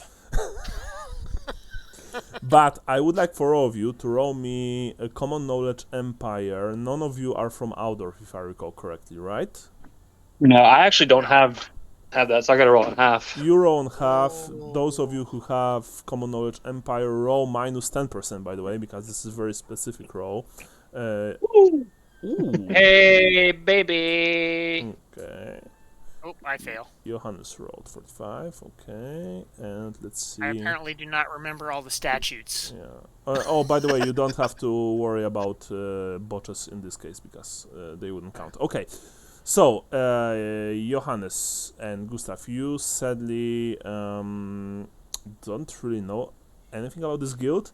Kree, you know one thing. Altdorf has a huge amount of various guilds, and they are actually there are so many of them that it's really hard to know all of them. That said, the guilds in Altdorf are practically law unto themselves. They are very powerful. Well, it depends on the guild, but most of them are very influential, very powerful, and some of the guilds are even so powerful that they can actually, they. Return to know the Emperor. No, it's not about that even. I mean, that's nothing really strange for you that the head of a guild knows the Emperor, especially heads of larger guilds. But you know that some of the guilds, actually, for example, they don't have to worry about imperial law because they create their own laws and prosecute, for example, their members according to their own laws, not laws of the empire. Of course, we are again talking about larger guilds. I just want you to. I'm just saying this for the benefit of you and other players. You know that guilds are, they are being treated in a completely different way than your ordinary Empire citizen. I know if you're telling this to the guys, but it's for your. Hell no. Okay, it's for your knowledge since you wrote really well. Now, are you guys returning to your place, or are you just taking one last quick look? I take one last quick look. Now you see nothing really strange. Ah, shit. Alright, it's bedtime. I got a big fight tomorrow night. Yeah, and by the way, yes, Kree, you need your rest. You are very tired, actually. Yeah, I was trying to lug this big lug over here at the wall. I mean... Actually, I'm not sure if Gustav isn't lighter than you. So what's our plan tomorrow when the fight's going on? I think someone should stick to the guy taking bets. No, listen, what we need to do is put all of our money on the guy who I'm fighting. And then you'll take a dive. Kree has been bought long ago. It's me! Everyone's me! We solved the... And if it wasn't for you crazy kids, I would have gotten away with it. That's my backstory. Yeah, that would be actually pretty funny, to be honest. If it turned out that Kree is the one taking Sure that. have any objections? Yeah. Well, yeah. So let's discuss our plan of action on the hour-long walk back to Yeah. our room. Yeah, you are walking back to your place. It takes you an hour, and I just need to roll one last time for the night. Let's just take the coach. Yeah, nothing happens. You do walk past a few patrols, and even some of them even give you this stern-looking, slightly suspicious look, but they don't halt you. They don't frisk you or anything. I'll make the sign of the cross as I pass them. Cross? Or the... Yeah, that's a Shalian symbol. I mean, yeah. Okay, cross. Oh, gotcha, cross. Sorry. What is this heresy? I'm always thinking, when people make signs in the Empire, I'm always thinking about the comet or the... For the hammer, yeah. Or the hammer, yeah. No, it's actually in a Tome of Salvation. That's their hand. Like, they just do the sign of the cross. I don't think it's like the Catholic Do they touch your hold up forehead. their fingers? Yeah. Make an X. I imagine, like... You know how like a priest does? He has his one hand open, and he just kind of moves his arm just a quick cross across his chest. Yeah. I imagine it's like that. Okay, The if you are spectacles, testicles, wallet, watch. if you are doing this, then you see that few of the watchmen even appreciate this and nod towards you, but they don't say thanks or acknowledge you verbally in any way. And as you walk across, you discuss the plan. Please discuss. Oh boy, I think that my part's pretty straightforward. I'm gonna give someone a knuckle sandwich with these ham hands. And then I'm gonna Yes. duck and dive. And I'm gonna knuckle sandwich again. It's time for an encore. Yes. And, I think and then are you that's a good diving idea. again? No, he's gonna fight. That's what he's been paid to Huh. do. He's gonna fight. Okay. Because that wasn't a terrible idea. Well, I mean, if we want to make a little money on the side, that's something too. But but anyway, yeah, I think we should not do that, since he's going to be paying us a lot of money to figure this shit out. Yeah. So, yeah, I think one of us. Well, okay. So here's the thing. So I learned some of the signs for looking for catching somebody who's or Giuseppe taught me supposedly some of the signs for someone throwing a fight. So maybe I should be watching the fighters. And I'll watch the bets. Yeah, and you'll watch Matthias and the bets, and then we'll both kind of keep an ear out if for anybody making a side bet that seems suspicious. And I'll listen to the other fighters. As they grunt when I punch them. No, I mean, if they're like, "Oh, don't worry, it won't be a problem." Yes. The script tonight says. I'll go down to the third round. Yeah, good thinking, Cree.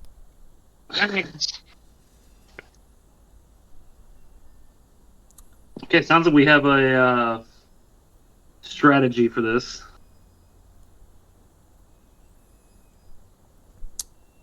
Well, the plan sounds fairly well. What could go wrong? You know, Creed, that you also probably have a chance, if you wish to speak with other fighters who wait their turn, before they enter the ring. That said, of course, if you want, that is, of course, if you want to speak with them, either between the duels or before. You're not sure in which Manner to ask them? I'm gonna go with accusatory. I mean, you are fighting every round, but you're not sure, if you're going to be the first to enter the ring or second or third. You're not even sure how many pairs of fighters there will be tomorrow. If there will be 3 or 4 or maybe more. You don't really know this, sadly. So yeah. So anyway, you've been discussing this thing, the plans for tomorrow, and eventually, before you even know it, you've arrived. First, you've crossed the street of 100 taverns, which even at this time, or maybe especially at this time of night, is crowded. It's literally crowded, and you see all the lights, coming from the buildings. You smell the ale in the air, the food, some of it good, some of it bad. You can hear the sounds of of people drinking, eating, shouting at each other, making arguments and having a good time. Let's just say. I'm gonna spit game at ladies if I pass any. Well, there are a catch lot of women here, and there are a lot of people in general. That said, of course, you've noticed that this area is also ripe with prostitutes. If you are so inclined, you can hire their services. Some of them are naturally very attractive women who take good care of themselves, but others are. Well, they are a sight. Let's just say. Me. Yes. What? Kree's next career is a prostitute? Really? Wow.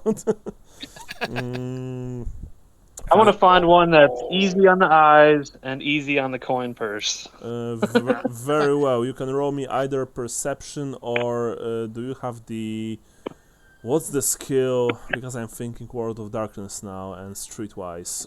What's the similar skill in Warhammer Fantasy? I think Ledger domain.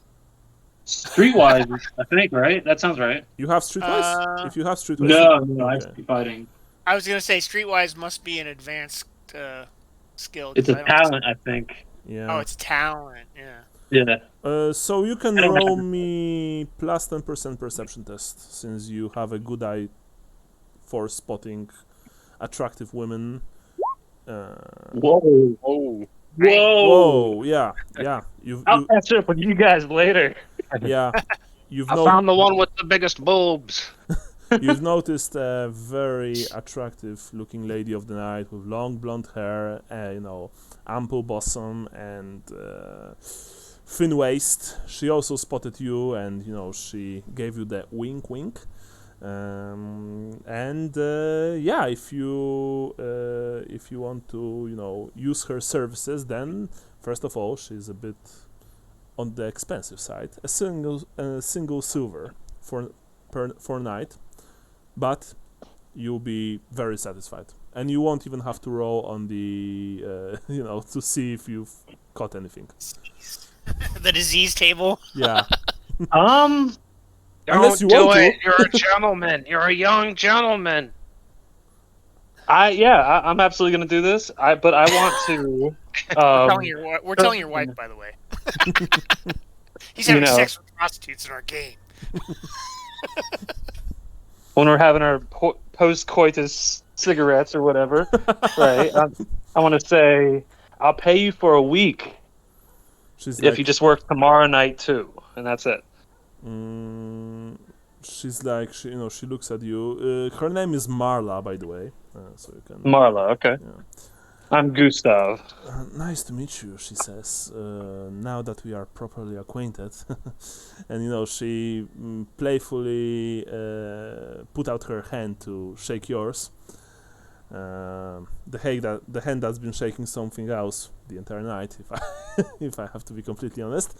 And she says, well, you mean you want me all for yourself for the whole week? I want you to keep an eye on some people for me, actually. I want you to tell me who the players are in a certain bar. You see that she looks intrigued, and she's not bored, she's not afraid, because you guess that most women of her profession would probably say something like, no way, this is too dangerous, or you would have to pay me much more, or something like this. But this girl, she's probably like 22, 23 years old, you guess. And she's in good shape, so the street hasn't been too hard on her. She looks intrigued, and she says, very well, you have my attention for the second time this night. Which place and what kind of people? It's fight night tomorrow, and there's a lot of big bets being placed on certain fighters. I just want to know who's betting what, so maybe in the future I can improve my odds there. I'm a gambler. She says, well, I guess the One-Eyed Miller, right? They are, I think, the only tavern, inn nearby, in which you can spectate fights. That's the joint. It's not a ladies' place for sure, but you seem like you've navigated these settings before. Well, when you've entered the room and you started undressing, both of you, you spotted that she has a very discreetly concealed stiletto on her right thigh. A slender knife with a peculiar-looking handle. The handle actually looks like a penis. But She's a freak. But the edge and the way that she, unholstered it tells you very clearly that she knows how to defend herself with it. She says, this is shaping up to be a very interesting week. I'm in. tell me at which hour the tournament starts tomorrow, and do I meet you before or just enter the Just place? just enter the place and we'll talk afterwards. Very well. I'm not gonna lie, there's some rough people there, and I don't want you to get hurt. So if anything happens, just scream. You're gonna be the only woman in there, and we'll find you and save the day. You know, she caressed your cheek. Oh, baby, that's so sweet of you. I can take care of myself. But thank you, of course. I will scream if it comes to it, naturally. And any players you identify, do your thing after. Well, I've worked for a few people who frequent this place before, if you know what I mean, including the owner, but he's sadly not as skilled as you. But no, don't worry. I will take care of myself. That said, I would like for you to pay me upfront half, at least. Okay, so that would be for the whole week. 3 or 4 silver. What? Yeah, 4, because in the old world the week has 8 days. So. Okay. And tell you what. If this works out, maybe we could work together in the future again. I know I wear the Goddess of Mercy thing on my sleeve, and I am serious about that, but I worship other gods as well. Well, I could tell, she says. I like scratch my forehead with crossed fingers when I say that. Well, let me quickly see if she notices. Yeah, she actually. You see that she clearly that she has clearly seen and understood the symbol that you just that you just shown her, the symbol of Ranaut, the god of tricksters and mischief. And she says, "All right, dear, it's been a pleasure, and I'll hopefully see you tomorrow. You can count on me, but for now I sadly need to make my quota. So it's back to work. I need to get back before they think we ran off and got married or something." Not a chance. Well, at least not yet. She winks as she's dressing up. Once again, you've seen that she expertly strapped the hidden dagger on her right thigh. I'll see you tomorrow, and she blows you a kiss. And quickly, I tip my hat. Wait, you're in bed in a hat? That's I'm wearing my hat. He's a gentleman, of course he is. Yes. I don't take off my hat for just anybody. Actually, I have my secret mask stitched to the inside of it. I probably would wear it. Actually, I'm not even kidding. That's pretty cool. She, when you tipped your hat, you seen that she smiled at you, and she quickly, like a ghost, exited the room that you've rented. Actually, she rented it. She probably has some kind of deal with the tavern owner, with the inn owner. By the way, this inn is called the Marquis, which you guess is Bretonnian for something. You're not really sure. That's the name. Bretonnian for penis. Yeah. I was gonna say the In and Out, but The Thrustmaster, right? Yeah. Thrustmaster 3000. No, 6,900, of course. Ah. Anyway, you get dressed, Gustav, and then you return, I guess, to the Shepherd's Wand. Your comrades by this point they're probably long asleep, especially you, Kree. You are, you've practically collapsed on the bed and just started snoring loudly. Johannes, you weren't able to to go to sleep for some time when he started just doing this. but eventually, even even you got sufficiently tired to just fall into the dream state. Next day arrives, and remember, you have to eat 3 meals per day, but this is still the so please remember that today you've also eaten breakfast, lunch, and dinner before fight. Actually, I guess Creed didn't eat his dinner because it's not a wise thing to eat before a knuckle fight. But Yeah, I don't want to get hit with a brown note. yeah, but no, I mean it's more like you get hit in the stomach and then well, it's not pretty. Yeah, it's a bumbalum. Yeah, but I guess you've eaten a large lunch. Let me quickly check one thing. I like to eat flaming hot Cheetos before a fight. Delicious. A dozen raw eggs in a glass. Yeah. Yeah.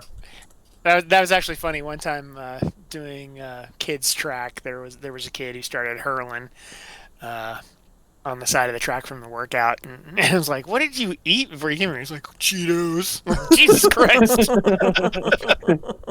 We once had a kid in football practice put icy hot on his balls to keep cool, and did not leak out. And found out why it's called icy hot. Yeah. Yeah. Nice. Well, I had a friend who did the cologne on his junk. I Why? was like, well, because he wanted to smell good for the ladies. Oh man, no, that's He's like, a stupid high school thing, and he's like, yeah, that really burns. I'm like, no shit. yeah. No, you put one drop on your belly button. Yeah. That's actually right. Keith has the right of it. You never put anything on the old junk. On the Johnson. On the Johnson, yeah. You put it where their nose will be, hopefully. Well, that'd be on my asshole then. No.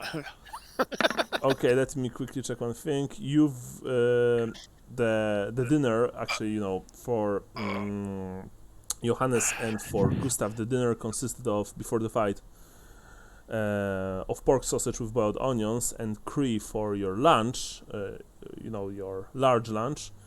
You had in the tavern that you were staying in, you had a pretty large offering of liver and cheese pie, which was, of course, really tasty. And naturally, you've all washed it down with some pretty tasty and high quality ale. Well, maybe not high quality as in the most expensive, but it's definitely it wasn't definitely anything thin or watery or something like that. And then the fight night comes. You enter the Miller, and you immediately make your way. All of you had to be a bit earlier there. Well, especially Cree, of course. And you immediately, enter the underground, the basement. Cree, I wanted to tell you one thing. Oh boy! As the fight is, or the tournament is getting closer, you can feel your nerves. You essentially, suffer almost from an attack of nerves as the cellar fills with bloodthirsty patrons, and your hands. That guy lost an eyeball. The other guy who got his jaw broke. Oh God! Nothing so dramatic, but your hands are shaking. You can feel getting sweaty. The hair on the back of your neck, the hairs they just stand.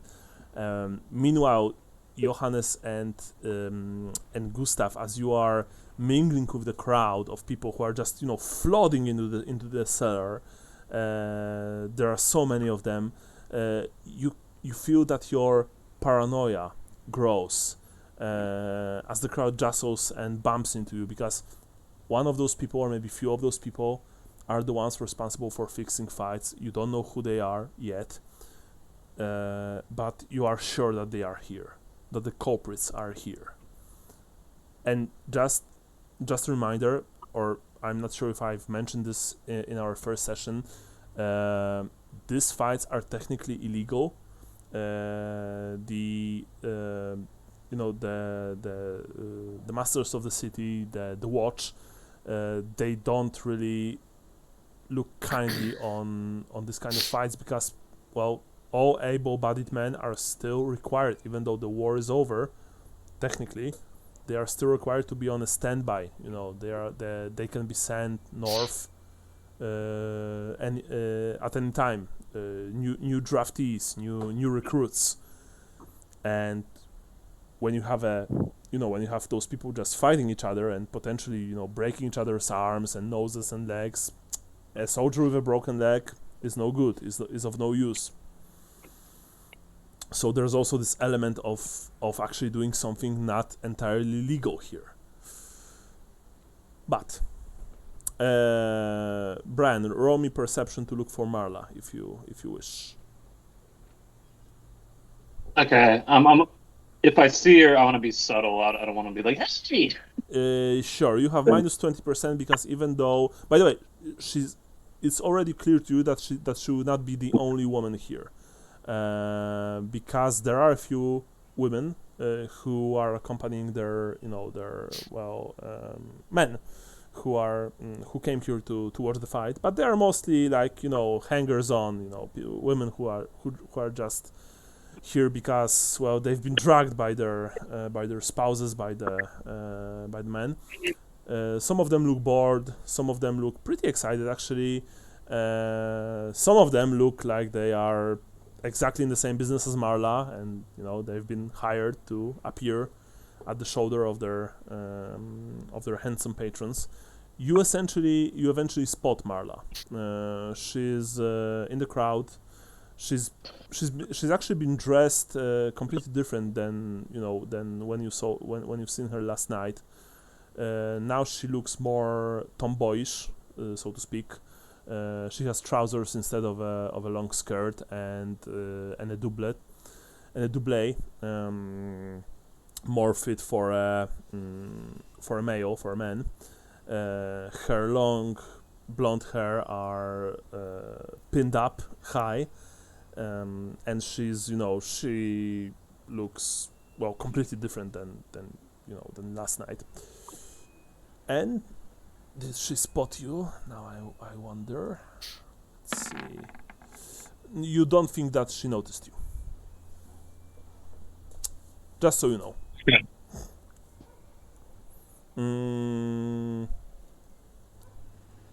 Now, once the patrons, including you guys, have settled, Carsten Leibnitz emerges onto the ring and announces the fighters that are taking to the ring. Welcome, he says. Welcome to the One-Eyed Miller, to another one of our famous fighting competitions. Ladies and gentlemen, I am so glad to see you all here. Tonight is shaping up to be a very exciting one. Round 1. First, we have Roberto Durans, the Thailand mercenary, who will be fighting against Dieter Mintner. You actually don't remember Roberto from the last fight. He's new. Then we have Smoking Joseph Fraserberg, who go against Claudius Lime. Those two you, of course, remember. Same as Dieter. Then we have, and Cree, what is your stage name? The Thunder Fist. Cree the Thunder Fist PO against Todd the Hitman Heinrich. Oh. And finally, we have Draco Iliev, Blonde Norseman, versus Marvelous Marvin Hegler. And, he announced all the fights. Of course, every single announcement is met with cheers, with, "Woo, yeah, go for it, woo, we want to see blood, we want to see violence, stuff like that. People are just yelling. They're very excited to be here, and their enthusiasm and craving for violence actually, it's also getting to you, all of you, including you, Kree, of course. As you are preparing to fight Todd the Hitman Heinrich. I'm gonna mash his potatoes. What? I'm gonna mash his potatoes. As you are crying this, remember you are actually sitting in the same place as the rest of the fighters. So as you are saying, I'm going to mash his potatoes, you look behind and you see Todd looking at you, weirdly. Just don't worry, I'll go easy on you, kid, he says. Now that's your potatoes. Gus, Giuseppe is like, you two, cut it out. You're professionals. Less talking, more fighting when the time comes, he says. I haven't been paid yet. As he's making his way, between the fighters. Now, there are 2 fights before you, Kree, will enter the ring.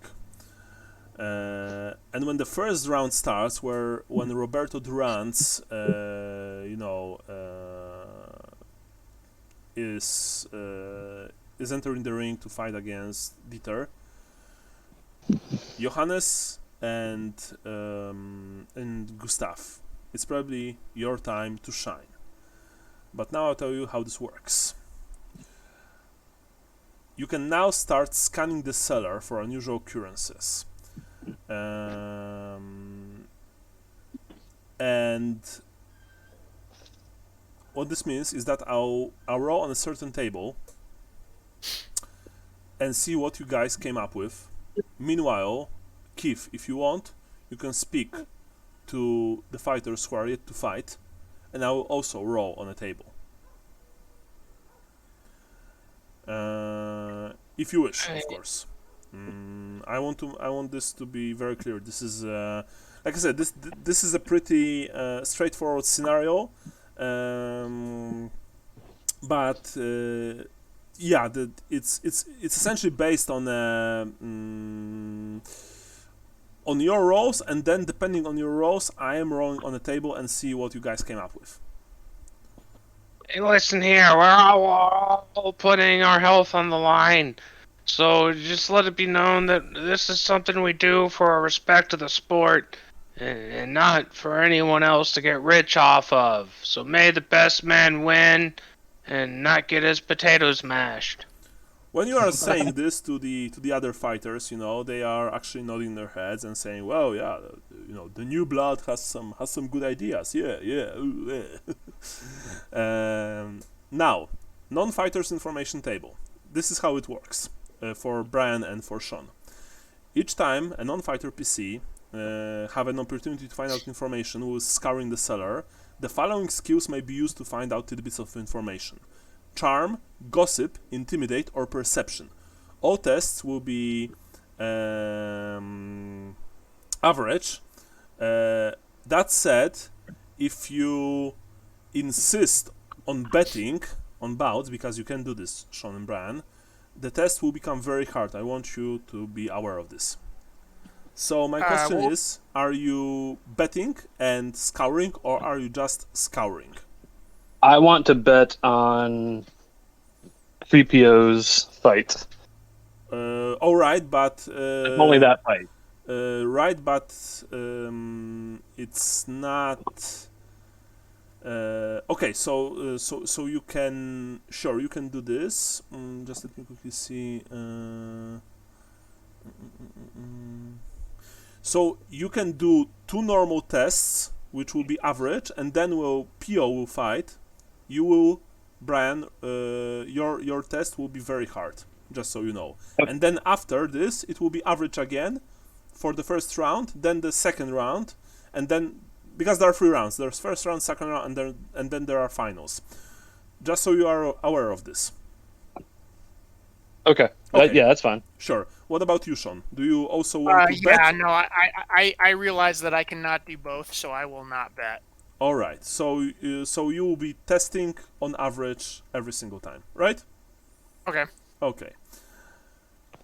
So that's for the that was for non-fighters, and now fighters information table. Each time that the fighter PC has an opportunity to find out information between bouts, you may try charm, gossip, or intimidate skill tests against his fellow fighters. Keith, that's for you. All skills are of average difficulty except intimidate tests, which are of hard difficulty because it's actually hard to intimidate those people. So my question is, Keith, do you want to, and you can only do this between fights, do you want to roll? Oh yeah, I'm a little gossip guy. That's me. Okay, but first, Always flapping my gums, good and talking. yeah. But first, Hey, sorry guys, I drank too much water. I gotta. no worries. Go and we'll wait for you. We'll start with non-fighters anyway. We'll start with Gustav. Gustav, roll your first test. What do you want to roll? You have gossip, charm, intimidate, or perception. It's up to you, Brian. I'll do gossip. I think that's the only one I have that's relevant. Okay. It's average difficulty, so basic difficulty, so roll, and we shall see. This is fellowship. Gossip, yes. Gossip is on fellowship, yes. Nice, very nice, actually. How many successes did you have? Because, I also need to know how many successes did you had. I have a fellowship of 29. You said it was plus what? It's average, so I believe that average is basic. So you have one full success. Alright, so that's what you've learned. You've learned, as you are walking and gossiping and also listening to people, you've discovered that many patrons are interested by how well Dieter Mintner will do in this week's bouts. There is apparently strong betting on him. Mintner, okay. Yes, Dieter Mintner. Now, Sean, you back? Yes. Now, what do you want? What do you want to roll, Sean? You want to roll charm, gossip, intimidate, or perception? Charm, gossip, intimidate, or perception. Well, let's see. What do those skills give me? Because of course I'm looking at the computer sheet and not my other one. So let's see. So charm is my fellowship. Oh, my fellowship is one higher than my intelligence. Mm-hmm. Well, that's sometimes the one higher is all that you need. Mm-hmm. Oh, but apparently I don't have charm skill. I thought I did for some reason. Okay, I have gossip for sure. So intimidate. I suggest gossip. Remember that intimidate, if you botch, for example, with intimidate, this can end very badly for you. Yeah. So my gossip would be 1 point better than my perception roll. So I'm gonna do gossip. Okay. Then please roll gossip average test. Nice. Woo! Again, sadly, you didn't have... Remember, you can, of course, reroll this if you want with your luck points. That said, second roll stands. Sadly, you've wrote almost exactly the same as Gustav, so you've learned the same thing. Because I presume that you guys are not walking together and asking things together. You have, one of you is in this part of the cellar, the other one is in the second part. You've learned that many patrons apparently are interested by how well Dieter Mintner will do in this week's bouts, because there is strong betting for him. And now I'm going to roll for Marla, because she's also here, and she will of course charm, because she's a charming girl. Well. Oh, she farted. Oops. Sorry, it got loose last night. Oh. Yeah. We are horrible. We're getting cancelled. Well, I mean, she's a woman in a men's world, because this is a men's world. This is a complete sausage fest. So this time she didn't found out anything. But now we have Cree. Cree, what do you want to check? What do you want to roll for? I'm a little gossip. You're speaking to your fellow fighters. You're gossiping. Roll me gossip. It's average for you. You like, even though you're like first. I mean, you can reroll this if you want. Yeah, there we go again. Okay. Nice. Oh. Nice, nice. What you've learned? What? I was just making fun of Batman versus Superman. Your mother's also named Martha? Your horse also named Marla. You are, trying to chat with your fellow fighters, Kree, and you've discovered that.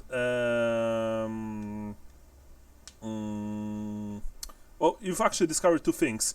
Actually, my bad. You guys also discovered two things. I've read this thing wrong, so I'm going to tell you in a second what you've.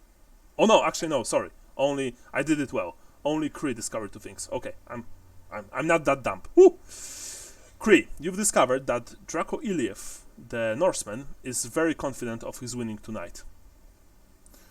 That said, to your relatively trained eye, he simply seems like he's extremely confident man. Like he's sure of his abilities. You also heard from a few fighters that apparently Carsten owes money to parties unknown. You've heard two of them speaking to each other saying, you know that the guy who's organizing those fights, you know that he's apparently in financial trouble, eh? I've heard that he owes money to some very nasty people. Really? No kidding. Yeah. And that if he will not pay soon, well, let's just say that there might be some unpleasant consequences waiting for him. Oh shit, man, that sounds serious. It is serious, man. Like I don't know the details, but the guys that he's been in debt with are supposedly some really nasty, dangerous eels, if you know what I mean. Stuff like that. But they're not dropping any names. They're not saying exactly to whom Carsten is indebted. Damn. Yeah, that's what you've learned. The first round came and went, and the odds were 2-5 on Roberto and 2-1 on Dieter. And actually, Dieter won. He defeated the Thailand mercenary. Now, second fight of first round is Smoking Joseph Fraserberg versus Claudius Lime. There are 3-11 on Fraserberg and 2-1 on Lime. Again, Johannes and Gustav, you can ask. Yeah. I will roll gossip again. Mm-hmm. God damn it. Gustav rolled 33. If there's no modifier, that would fail. That's a bot, actually, if that is the case. You've rolled 33. I'm going to use my second luck Yeah. then. My question is, Johannes, do you also want to reroll your roll? No. Okay, very well. Well, at least it's not botch. Well, Gustav, you almost lost your purse at one point, but someone you think tried to snatch it, but your sixth sense kicked in and you've grabbed the purse, not the hand, the purse. You felt, this person's fingers brush your hand, and when you've turned around to see who it was, well, you just see a wall of people, because there are people all around you.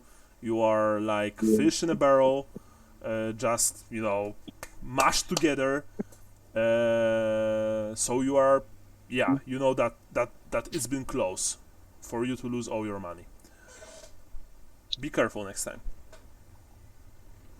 And of course, be careful next time is not that I'm saying this to you, it's your inner you saying this to you. You know that. And sadly, neither you nor Johannes learned anything, but maybe Marla will. Actually, she did. Nice. She did, but I'm not telling you yet what she's learned because she's not speaking to you yet. But you know, when eventually she will, I will tell you this.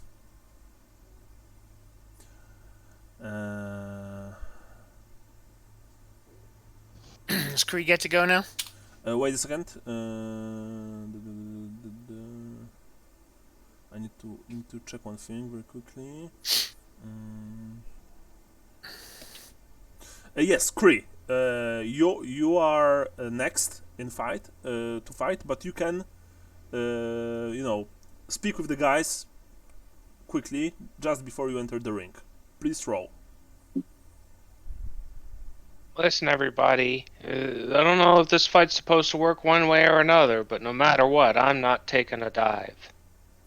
Okay. Oh, you're saying this. Okay. Oh. You want to reroll? No. Okay. Well, you are saying this, Yeah, I and stayed it for the ring. yeah, you are saying this, and you know the other guys just look at you strangely, and you know few of them just shake their heads and just whatever, man. And they just continue either to prepare themselves mentally before the fight or just chatting quietly to each other. Sadly, this time no one was willing to speak with you, and yeah, this is now it's your turn. Because Do we know who won the Fraser versus Claudius? yes, you Wentworth know won? actually Fraserberg won, Okay. and in second round you guess that he'll fight Mintner or you know whoever will win the next two fights of first round. And now it's actually turn for Creo, who walks out onto the ring to face Todd the Hitman Heinrich. There are 3-2 odds on Creo against 2-7 on Heinrich. Carsten is of course, you know, announcing both of you, and then you are preparing to face each other. Creo, you are, as I've said before, the fights they are pretty straightforward. You must not use any fighting aids or wear brass knuckles. You must be bare-chested and not be wearing any forms of armor. Friends or colleagues cannot aid you in any way. Kicking, eye gouging, biting and headbutting is not allowed. Bouts last until one fighter is unable to continue. In the case of both fighters being unable to continue, the bout will be judged a tie, and the rematch will be arranged at the earliest opportunity. Fighters must stay within the fighting ring at all times. Purposely stepping outside of the ring will result in the loss of the bout. All betting is to be made through the house representative. Maximum bets are to be set by the house and are subject to change. As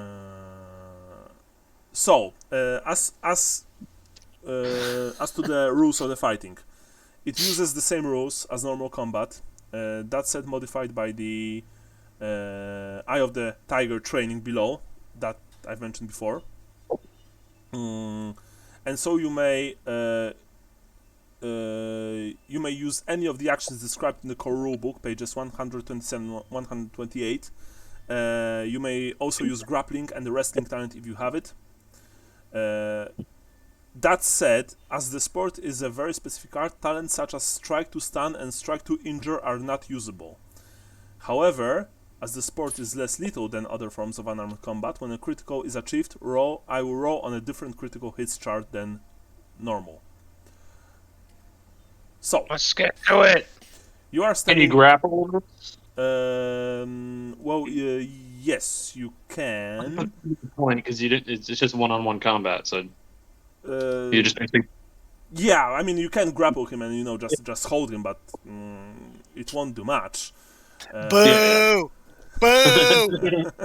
Stop hugging each other. Yeah, well, you can grapple and wrestle, of course, but it's mainly fist combat. You can see Todd the Hitman. He's in the art section. He has, you know, longer hair. He has scar on his face. Of course, he's bare-chested, so He's not exactly looking the same as on the artwork.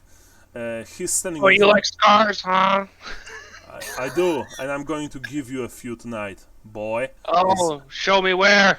He says. I take off my shirt. Take off my shirt. It's like, God, what is that awful smell? I'll show you where in a second. Come on.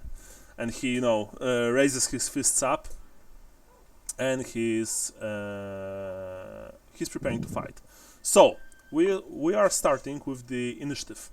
So test the 1d10, if I recall correctly, plus agility, right? Yeah. Okay. It's been some time, so excuse me. No, you roll 1d10 and add your agility bonus. Or you can just press the roll button on the initiative thing on Yeah. your character sheet. Yeah. So the fighter that you are fighting against will have 43 total agility for the purposes of fight. You have 34. We declare from the highest number. So Todd the Hitman approaches you and simply tries to smack you.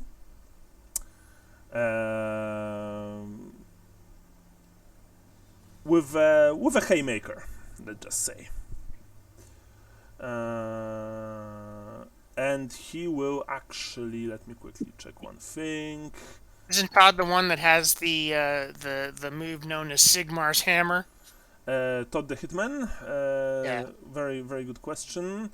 Yes, Thought it was him. yes, he has a strong punch known as Sigmar's hammer. Yes, indeed he has. Thank you, Sean. I should have bet on Todd. Hey.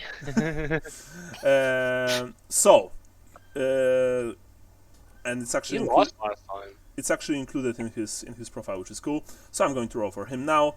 He jumps towards you and tries to smash you. Let's see. Oh no. Yes, and the strike goes towards your arm. Are you dodging or are you parrying? You can do one, but not both. I'm gonna dodge. You're trying to dodge. You have plus 10% to dodge. Sadly, Oh no. you didn't. Do you want to roll? You saved up all your luck though. So. Yeah, you can roll. You can reroll this if you wish. Hey. Okay. Unfortunately, he has plus 5 to strength, but that doesn't really matter. It's SB minus 4. Joke's on him. I can't feel my arm anyway. Yeah. So he hits you for a total of 3 damage. So I guess he didn't do anything to you because you have toughness 3. Yeah, I'm a tough cookie. Yeah, he struck you on the arm. You felt that, but well, you're tough, and you don't care about this. So now it's your turn. What do you want to do? What kind of? I'm gonna headbutt him. You can't do that. I mean, no, you can. Actually, that's a maneuver. I mean, I treat it as a standard attack, which you can of course do, but it will still do standard damage to him. Just so you know, because sadly, Warhammer doesn't allow for a lot of fancy maneuvers. So it's for narrative purposes only. Roll. Weapon skill? Weapon. I immediately gouge his eyes and kick him in the balls. I mean, Keith, if you want, you can, for example, make an aimed attack, which will give you plus 10% to strike. Yeah, I strike for his nose. I aim for his nose. Okay. Roll. Oh, Nice. And Crack. he will try to. Let me quickly see. He will try to parry you, actually, with his. He blocks with his nose and throws it to the fist. side. Yeah, he did. He moved quickly to the left while putting up his left arm, and he, he stabbed your face with his forearm, pushing you away. That was like a punch. Yeah. And then he's trying to make. He also carefully tries to, to strike you when it will hurt the most. So he's making an aimed attack. It goes to the exact same place as the previous one. You want to dodge or parry? Dodge. Dodge. Roll me dodge. Hit me. Nice. You've jumped away at the last second. While this is going, Johannes and Gustav, you are once again mingling with the crowd, trying to find some answers. But Gustav is also betting. Yes? Yeah. You're betting on Kree? I think I should, yeah. I think it'd be Okay. wrong if I didn't. How much? 2 gold. Spicy. Very well. You bet 2 gold on Kree. All the while you are, trying to gossip or, listen to people speaking in the crowd. But since you're betting, it's getting hard. So if you want to roll, this test is very hard.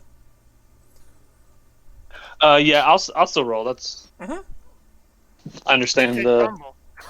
disadvantages. I just think it'd be irresistible to not gamble on this one. Yeah, it's completely understandable. I would bet as well. Oh, How'd you do? Fortunately, if we would be using normal Warhammer rules, this would be a botch, but we are not. So this is not a botch. No, it simply means that that you are taking care of the bet, and you can't really focus on anything else as the fight goes on. So you don't really hear anything of use, anything useful. Sadly. to be fair, I hired somebody. Yeah, and Marla even if I will missed roll. something here. No, it's definitely the fact that you hired her is very helpful. Yeah, Yeah. and Marla will roll, of course. But first, I would like for Johannes to roll. Okay, we'll gossip again. Sure. Yeehaw! Ooh, nice. Wait, it's like 10, 20, 30. Nice, very nice, actually. All right. So you've learned a few things, Johannes. But I'll also quickly roll for Marla to see how well she did. Uh-oh. Okay. She gets stabbed, That's that's a botch. Oh, Jesus. and we never know what she learned.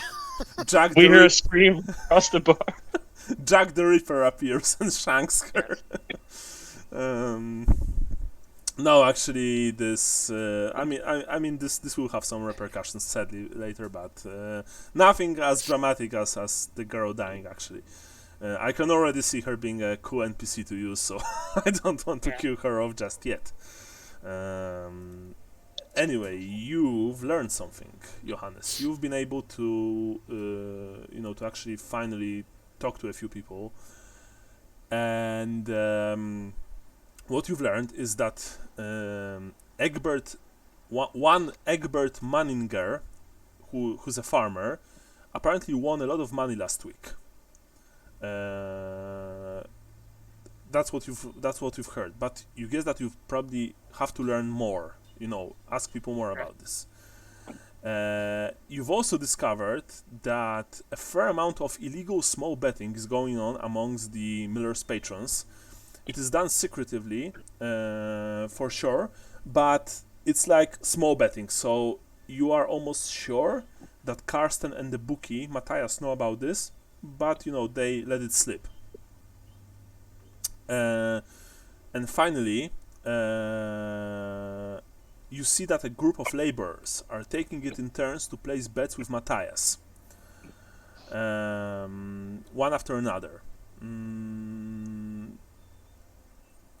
And it's like you haven't seen any like group, place bets together. It's always individual people. But here you see that all of those guys who are clearly cut from the same cloth are placing bets one after another with Matthias. Okay. Yeah. So that's what you've learned. And now we return to our fight. Kree. You've... it's your time to strike back, by the way. Oh, you better look out, 'cause here comes a good one. Okay. Holy shit! Bam! And this, actually, if I recall correctly, this goes to his eye. Let me quickly see. Yeah, this is 0-1, so this is 10. Yeah, this goes to his eye, so there's no armor, there's no toughness. By the way, this is my house rule table. I have it in Polish only, sadly. So, but I've been using it in our games since the very beginning, guys. So just so you remember. I remember this. being. Yeah. I remember being hit in the head. Yeah. It was not cool. So he will try and. He also block- punched a guy in the head and killed him one time. Yeah. The It one wasn't time. his head, it was his throat. Yes. That's head adjacent. He didn't actually blocked your strike. It goes right towards his eye. Roll me damage, Kree. 1d10 plus your strength minus 4. But 10 good. but I don't subtract his toughness. No, strength. Sorry, D10. you just roll d10. Sorry, my bad, not strength, but d10. You can use the dice roller up on the left and click on that, and there's a D10. You just go down until it's highlighted and click it, and it'll roll for you. Nice. Damn. So 7 plus your strength is 2, right? Yeah, 2. 2 minus 4 because that's the rules Unarmed, for yeah. unarmed combat. So 7 minus 4 is 3, so he takes total 3 damage. Isn't it double because you hit him in the eye? No, actually that's not, because rules for hitting the it's eye not a weapon. are just that you subtract armor and that you don't subtract armor and toughness, but you don't double it. Okay. But actually that is a very strong hit, because I mean, I probably shouldn't be telling you, but he has 12 wounds, so he just lost a quarter of his health in one strike. And you know, when Kree landed this hit, the crowd went wild, because that was beautiful. It was like this precision surgical strike right towards, right to the man's face. He howled actually in pain, and he fell back, and the crowd is like, "Ooh, yeah, violence! We love violence!" Stuff like this. I'm long gonna as move it's closer not to the happening ring to for us. this one. Sorry, Brian, once again. Can I move closer to the ring for this one? I'm obviously not even. Yeah, of course. You actually, I've completely lost track of watching bets and stuff right now. we can even say that you've seen this. That's why That's why you can't really find out any information, because you are just looking, observing the fight. I got money on this. Yeah, you've seen the strike. Now the hitman, is actually enraged, and he will do an all-out attack at you, Kree. But that means that he won't be able to dodge or parry. Because all-out attack gives you a big modifier to hit, but you can't dodge or parry at all. So he's like, he's raising both his hands, he's like, "Aah!" And he's just trying to smash you with this Sigmar's hammer haymaker. Here I come. Oh, no. And goes towards your head, because it's plus 20%. Oh, Do you want to dodge or do you want to parry? I'm gonna duck. You're trying to duck.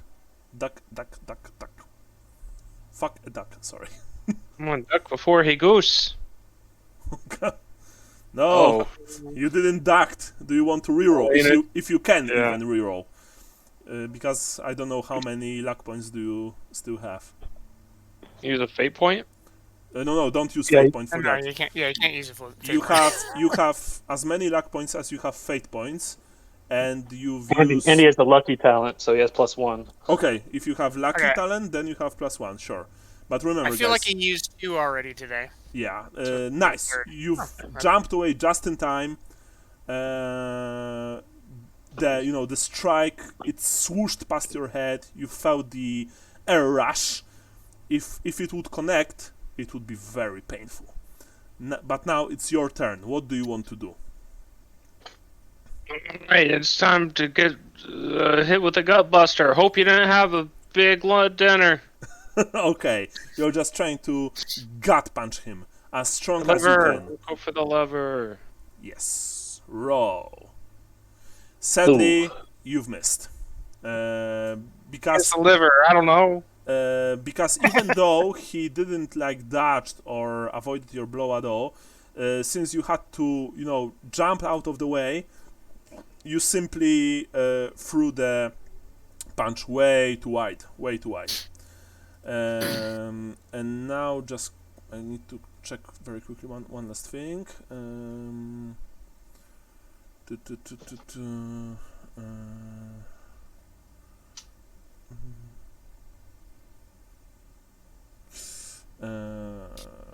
Okay, this is new round, and I'm going to roll for his toughness because there's the optional rule. Actually, no, I'm not going to use it because it will make this fight take way too much time. Unless you guys think I should. So there's optional rule called Fighter's Resilience.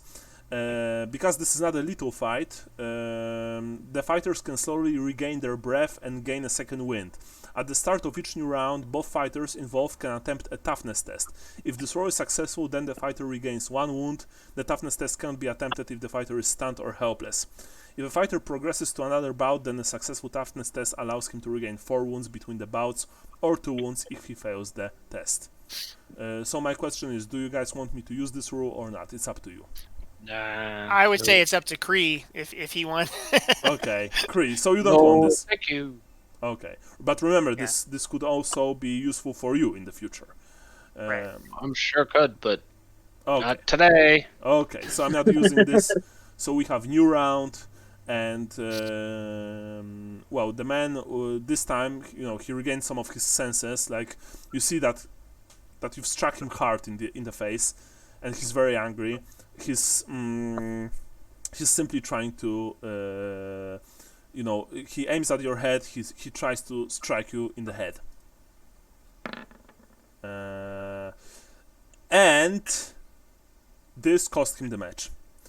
Because, he aimed this punch very well, but you simply ducked under his swing and uppercutted him under the chin. So hard that he flew up, almost, went legs 6 meters! Went legs overhead, like whoop, almost just turned in the air, almost, and fell hard on the ground, completely knocked out. And that's how Creepio won his first round of combat. The crowd is ecstatic. Carsten is, he comes into the ring and announces the winner. Creepio, our young pretender, wants the second bout of first round. Give him a huge applause, people. Give him huge applause. Congratulations, and he takes your hand and he puts it, up into the air, and people are just, clapping. Woo! Creepio! Someone buy me a new pair of shoes. No! but they are out for cheering. gold on that. Yeah, you've won. You so please remember, Brian, that you've actually that you'll be richer because of this particular round. Yeah. Calculator open. What was it? It was Creepio was 3-2. 3-2, and Brian bet 2 gold crowns. Gold. Yeah. So that would be. I think that's gonna be the. Wait, what? What? No, okay, there we go. So you won a total of 5 gold crowns. So you're 2 plus 3 more. Oh. Yeah. Are you okay? Actually, I've forgotten to read the intro to the fight, so I'm going to do this retroactively because it's pretty cool. Once Carsten has announced you, you step forward into the ring and acknowledge the crowd's roar. Your opponent steps forward Also, Todd Heinrich is a muscular man in his 30s. A grinning skull tattoo adorns his chest, and when he grins menacingly at you, the stumps of several teeth act as a reminder as to what you're about to do. Carsten drops his hand, indicating the start of the bout, and Todd runs at you, mayhem glinting in his eyes, and Sigmar's hammer ready to fall. But, alas, he went down like a bitch. He got his potato smashed. Yes. Let's get it on. But sadly, now it's also your turn to fight. You will still have a single. Actually, no, sorry, my bad. It's Draco Iliev versus Marvelous Marvin Hagler. My bad. So now that you went back to to the benches, PO, you can ask again if you want. Boy, I sure I'm having some problems paying my bills. I sure would have liked it if I had some guaranteed money coming in instead of risking it on my health. Okay, let's say that after that fight, which was very well, you have plus 10% to your gossip tests. Let's see here. Maybe it's coming That's this good. time. I kind of don't want to hear this because I'm gonna bet on him again, or so I kind of don't want to. Okay. It would be wrong if I was. Oh, he's gonna throw the fight now. No, I mean, you've tried to learn something, PO, but unfortunately, while the rest of the fighters congratulate you, except for Todd, who is, well, he's out of commission, let's just say, you couldn't really... The big brawlers here. You couldn't really learn anything. Hi, Michael, if you are here. You couldn't really learn anything, so yeah. So, He said he had the okay on the next session. What? Sorry? Michael said he has the okay to play on the next session. Nice. Wait. So, well, I mean, we still need to, decide when the next session will be, but we'll do this after we end today's one. But for now, Gustav and Johannes, you guys want to... I mean, the final round of this fight starts, and we have this time Draco Iliev, the blonde Norseman, fighting against Marvelous Marvin Hagler. And as the crowd goes wild once again, you guys can check out, the more information, more news, if you wish, of course. So my question is if you want to do that. Yeah. Okay. I definitely do. By the way, I've actually... wait, it didn't... Oh, sorry. Actually, you can now see Draco Iliev's artwork. I think it's... he looks like Fabio, if I have to be completely honest. Hooray! And That's also, some old hand right there. yeah, and also Roberto Durant's. He's also in the handout section. You can see him. You have no idea how hard it was for me to find a Viking who's bare-chested and is not wielding a sword, but fights with his bare hands. Like, I've spent, I think, 15 or 20 minutes searching for the fucking artwork. Anyway, you gotta go with AI, man. Yeah, like, I am using it, but I honestly, before I use a generator, I like to search for it the old-fashioned way. Yes. Anyway, let's start with Gustav. Gustav, you are walking and asking, I presume, right? Gustav is gone. Oh, yeah. All right, yeah. No worries. So, as usual, please roll me Charm, Gossip, Intimidate, or Perception. This is gossip. Mm-hmm. I'm rolling on half. Mm-hmm.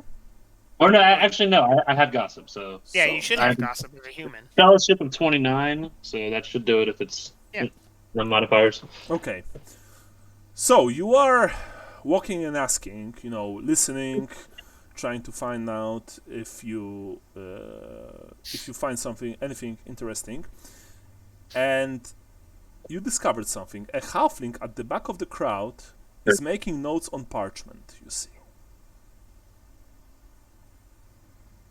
He's the only. You think that he's the only halfling here. He looks like a typical halfling, curly hair. Of course, his feet is bare and hairy.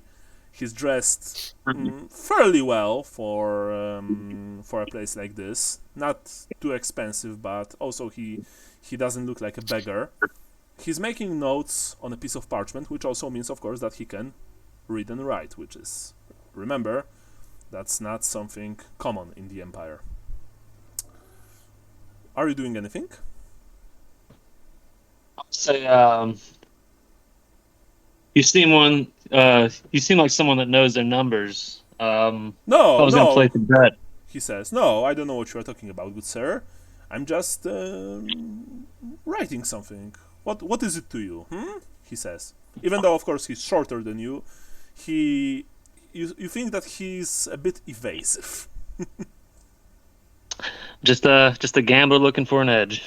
You think that you are a pretty good judge of character, so you don't think that talking to him like normally will do much. You think that intimidate is the way to go if you want to learn more from him. So okay. My question is, do you want to intimidate him? Yeah, can I just grab his pad that he's writing on? Yes, but that's still an intimidate check, and if you fail, that might end well. Well, if it fail, it won't probably mean much, but if you botch, it will end badly. Just so you know. I'm gonna do it with a friendly demeanor, but I'm being very assertive. Okay, like, hey, what you got there? So you're trying to be intimidating in a friendly manner. Gotcha. Okay. Yeah, like I'm definitely kind of bullying him a little bit, I guess. Yeah. But hey, you fucking midget! I like you a lot. You're fucking cute. Look at you. Gonna put you in a zoo, right? Intimidation intimidate is work? fellowship. No, actually, wait. Intimidation in this game is strength, It's right? fellowship or something else. It wasn't fellowship in this game. I recall that it's very very weird. Let me quickly open my. No, intimidate is strength check according to the. Yeah, it's strength. It's based on strength. So if you don't have it, you're rolling against half your strength. Yes. Have I used up my luck? I'm not sure. I have 3 total. I know I've used it at least twice. Yeah, it's strength. Okay. Actually, sorry, Brian. If you want, I can, because it even says that in the rulebook, I can allow for you to use your fellowship if you wish. I think I have a better chance with strength. Okay, actually. Sure, no worries. Then you can roll your strength.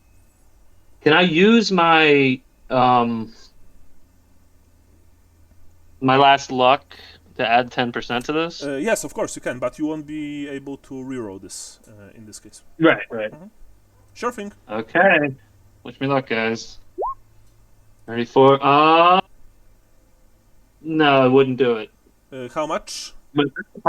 My strength is 16 plus 10 would be 26. So unless there's a minus 10. Yeah, you are trying to grab, his parchment. He's like, he quickly jerked his hand back, like, what the fuck are you doing, man?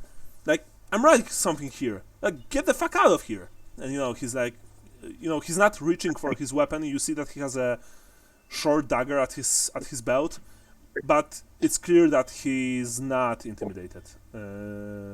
Like, I'm gonna show him my palms. But I'm sorry, friend. I was just looking for an edge. Have to place my bet soon. So go look for an edge somewhere else.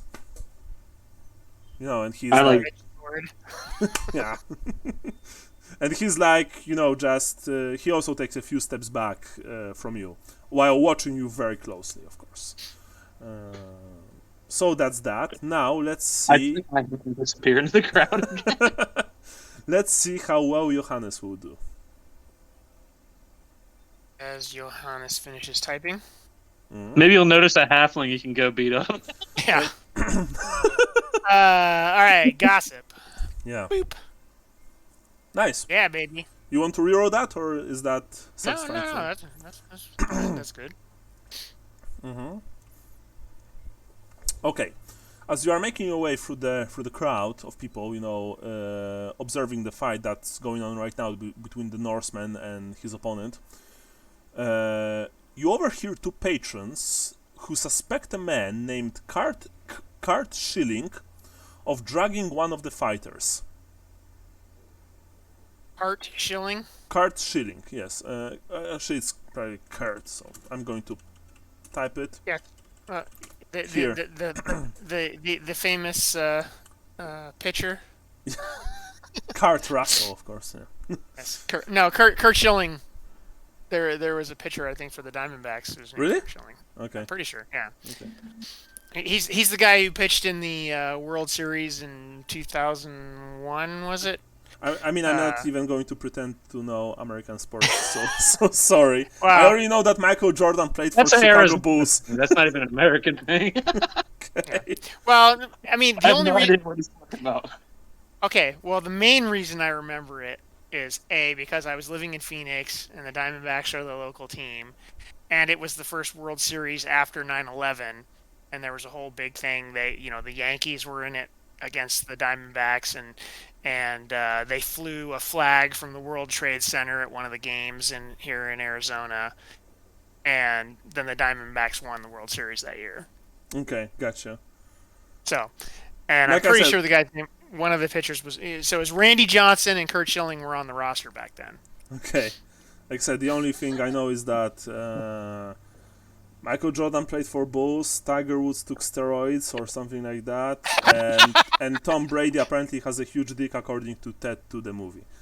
So Oh, okay, there you go. that's what I know. Michael Phelps smokes mad weed. Oh yeah, Michael Yeah. Phelps. Yeah, that was also that guy.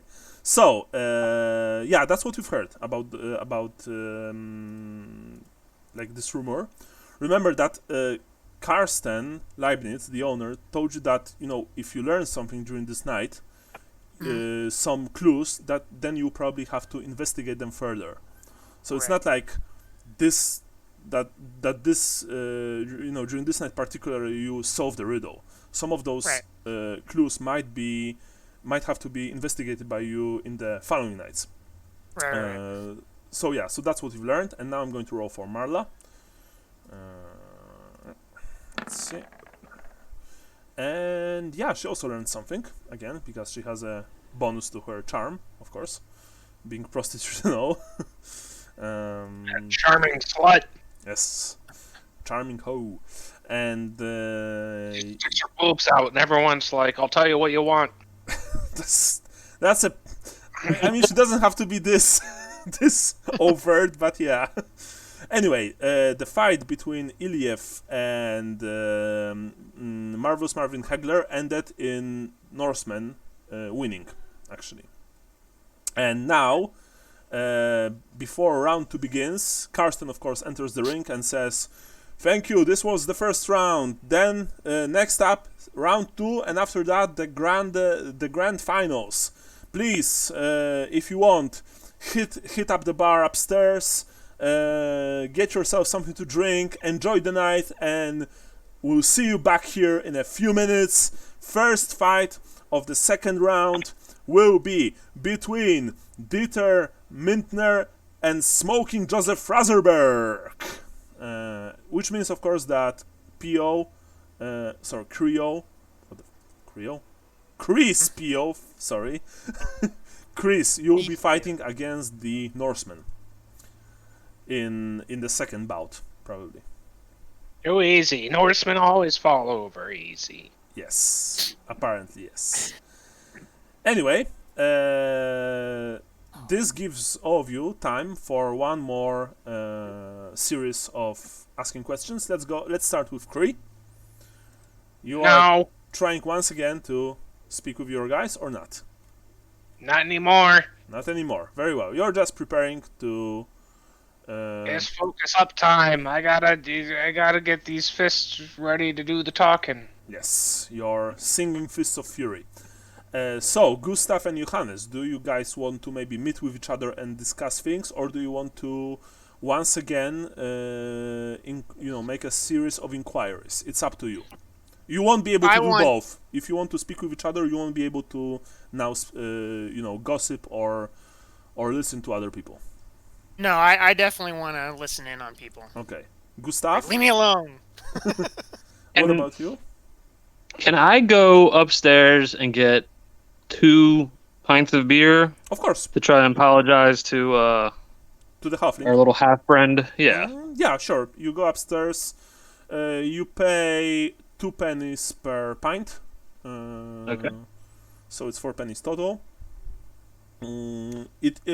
But unfortunately, it also means that you won't be able to make the test because there is a line to the bar. Of course, you need to wait. Then you need to grab the beer. Then you need to go downstairs. You find the halfling. So in that, or actually, I can make you roll. I can make you roll, but it will be hard. Not very hard, but hard, if you want. An agility test. No, I mean gossip or charm or whatever. Like zipping through the crowd really fast with 2 beers.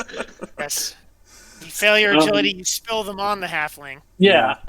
I think the halfling's a dead end unless I properly apologize. Okay. Grease So- the nails. So you buy the pints. You find the halfling. He's standing at the same place at the back, and he's still making notes. When he sees you approaching with the beers, you see that he gets defensive a bit. But when it's clear that you're not here to once again try to relieve him of his parchment, he relaxes a bit, but looks at you suspiciously. What you want? He says. I'm gonna set the pint of beer down next to him. I say, I just want to apologize. I lost some money last week, and I'm trying to make some back. You seem like you know something, so. He looks at the beer with hungry eyes, and he tucks the parchment behind his belt, takes the beer, looks at you, and actually raises his mug towards you. Fair enough, tall one. Fair enough, Longshanks. Sorry for me being so defensive before. I guess it won't hurt. I can tell you. Look, I'm not doing anything wrong here, okay? I'm just, and he, lowers his voice. I'm just scouting the talent with a view to entering my own fighter next week. That's all right? Not doing anything illegal. I raised my glass and said, "Well, good luck." Thanks. And he also raises his Alright, glass. Look, there's nothing illegal in this, but there's a bit of money to be had here. So that's all, that's all. Nothing suspicious, right? And he takes a huge gulp of the beer. I clank glasses with him.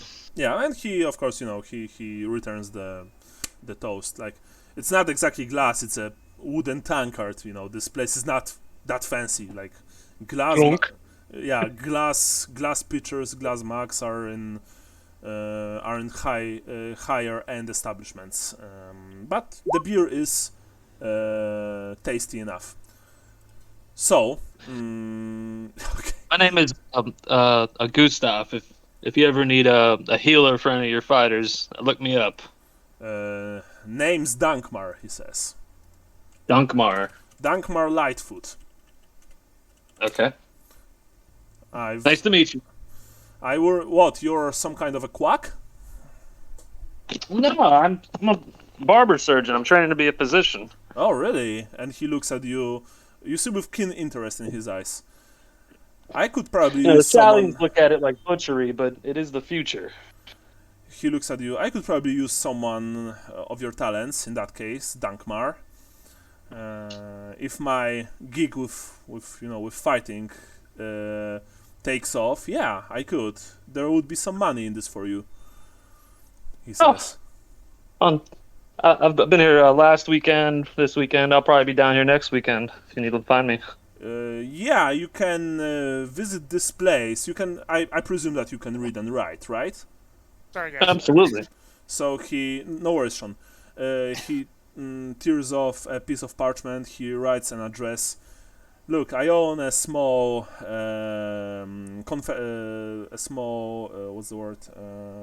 pastry shop at the corner of the street. It's been in my family for a few generations now, and now I run it. If you want to talk business, you can find me there. And for pastries as well, I imagine. Well, the pastries are, from what I've been told, very good.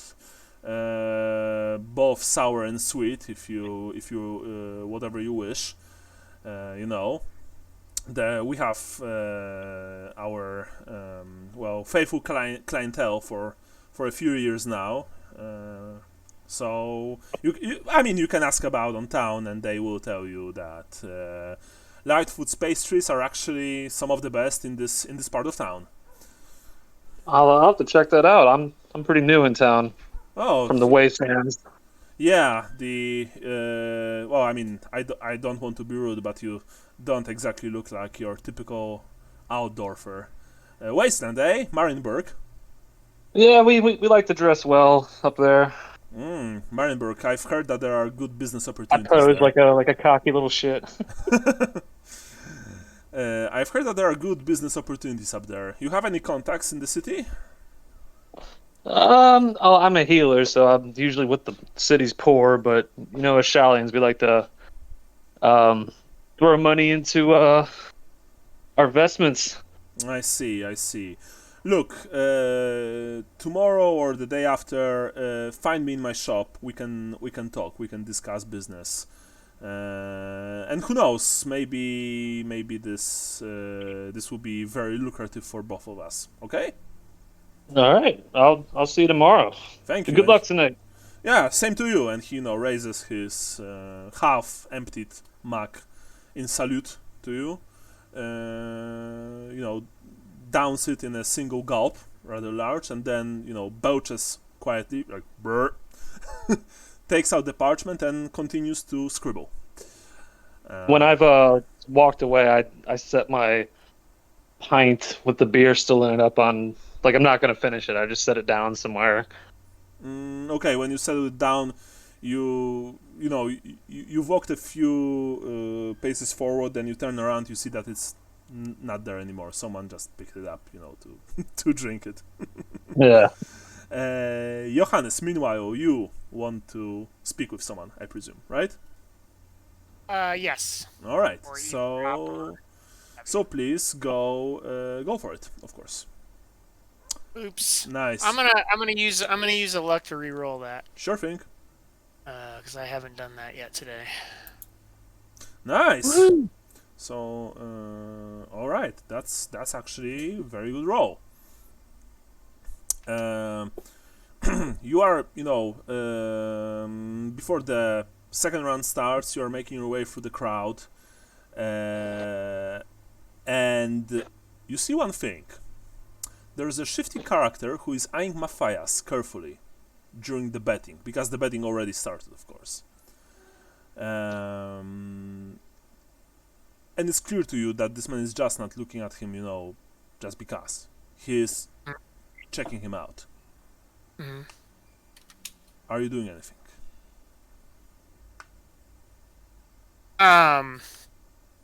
The man looks... Well, he looks shifty. He's not... he doesn't look like a thug exactly, but it's clear that he's no upstanding citizen of the Empire as well. Yeah, I'm gonna try to go near him and bump into him accidentally.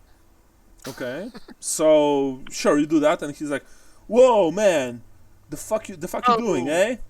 Oh, I'm so sorry. Can I buy you a drink? No, you can fuck off. An apology. Oh no, please let me buy you a drink. And it's like, he looks at you. It's clear that he doesn't like you, but it's also clear that this man is not confident enough to push you away or start anything. He rather pretends to be tough than he actually is. You guess. Okay. If you want to convince him to let you buy him a drink, you need to make me a fellowship roll plus 20%. Let's say. My fellowship. Did you intimidate him into letting him buy No. I like the fellowship idea. Nice. Damn. And he's like, he looks thirsty, and you can see it in his eyes that that he's probably not the type of man to pass free alcohol. Yeah, you better buy me a drink, man. You better for bumping into me. Come on. Yes, I'm so sorry. Lead the way. Alright. And you go upstairs, up the ladder to the bar. You buy him a drink. You also buy one for yourself. Yeah, of course. Now, so is he closely watching me while I'm doing this? When you're buying him a drink, first of all, it's 2 pennies per pint. Yeah, okay. Second of all, when you're buying him a drink and you're looking at him, no, actually not. He's not watching me carefully. No, he's not. He's actually Okay. just looking around lazily and with disinterest. I'm gonna try to slip my patented Laxative. laxative into his beer. All right, now. that's agility Diarrhea. test. That's agility test plus 30% against Okay. his perception, which will be on minus. But yeah. So roll. Let's see if you. Oh Hey! man! I am a ninja. You've just, I mean, there is a very horrible joke that I just thought about putting things in people's drinks. I'm not going to tell it because it's fucking dark. Oh so- god. Yeah, that's It's funny when it's laxatives though. yes. No harm in Only no. It's only funny when it's laxatives and only in game, never in real life. Yes. So yeah, but jokes aside, you do this very, very skillfully, very stealthily. You simply, you practically do this with a single slide of hand, and he has no idea. You know that. Like he just looks in a completely different way. He's, he didn't notice that at all. You handle him the drink. He takes it, rather harshly from your hands, and he says thanks, in a tone Yes. like that, and just begins to down the beer. Like, Yeah. ugh, pretty Oh, good. yes. Yes. This place has the best ale in town. Yeah. Whatever. So, Next time, don't bump into me, or I'll fuck you up. And he says, and he puts away the emptied stein, like he literally drank it in 4 gulps, and he slightly, slightly wobbly, goes towards the ladder. Okay. Is there any other defining marks I can glance at him since he doesn't want to talk? there- Let me see. Like a guild symbol or anything on him? No. Okay. Actually, not. He looks a bit more shifty than the usual patron of this place. But like I said before, he doesn't look like a thug or a bandit or a crook. Someone rather untrustworthy, but not exactly dangerous. That said, of course, you see that he is armed. But then again, most people in the Empire are armed in one way or another. Be it a dagger, a club, or a short sword. This man has a club at his waist. But no, he doesn't have any strange tattoos, symbols on his tunic, on his clothes, stuff like that. No tentacles coming out from under his cape. No. Okay. No purple hand on his, Yeah. I won't push it because I don't, I don't want to get into a fight with this guy. So Yeah. since he seems that he's too cool for school, but I'll just make a note of what he looks like and hope that he shits himself before he makes it out the door. You guess that yes, that this will happen, and it will happen relatively soon. And now I'm going to roll for Marla, who's also no. Sadly, this time she didn't found out anything. But anyway, second round starts, and of course Carsten once again enters the ring and announces, "Ladies and gentlemen, we are starting our second round of this week's fighting tournament. Dieter Mintner will face against Smoking Joseph Fraserberg. There are 3-1 bets on Dieter and 2-7 on Fraserberg. Let's give them a warm welcome and let the best fighter wins. Let's go! And people are like, woo, yeah, fight, and just clapping and hooting and just having a very good time. At this time also, a lot of people had a few drinks in them, so I want this to be very clear. The cellar stinks. It stinks of sweat. It stinks of digested alcohol. You are sure that few of the people have relieved themselves at the walls, so it also stinks of piss. Of course, the fact that there are so many bodies in such a cramped space doesn't help. So the miasma of of stench is just horrible. But then again, outdoor smells like that in the summer anyway, so who cares, right? So yeah, now the fight starts, and now it's time for another round of questions, if you guys want. I'll start with Kree. Do you want to speak with your fellow fighters, Kree? Or actually, well, you only have like a single fellow fighter left, the Norseman. Well, the rest of them are sitting at the back, so you can He's also about to speak fight, right?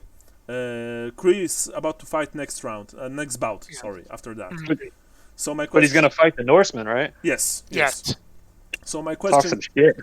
So my question, Keith, is do you want to ask someone things? Yeah, I ask him if he's supposed to win it.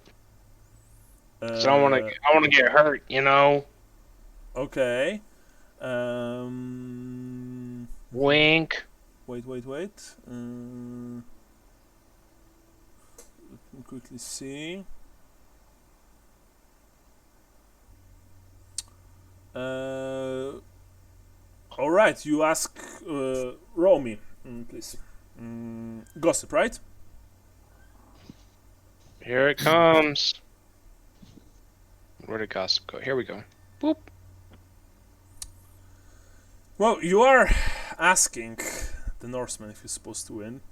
He looks at you. He's not blinking at all. He's this large, imposing man with long white hair.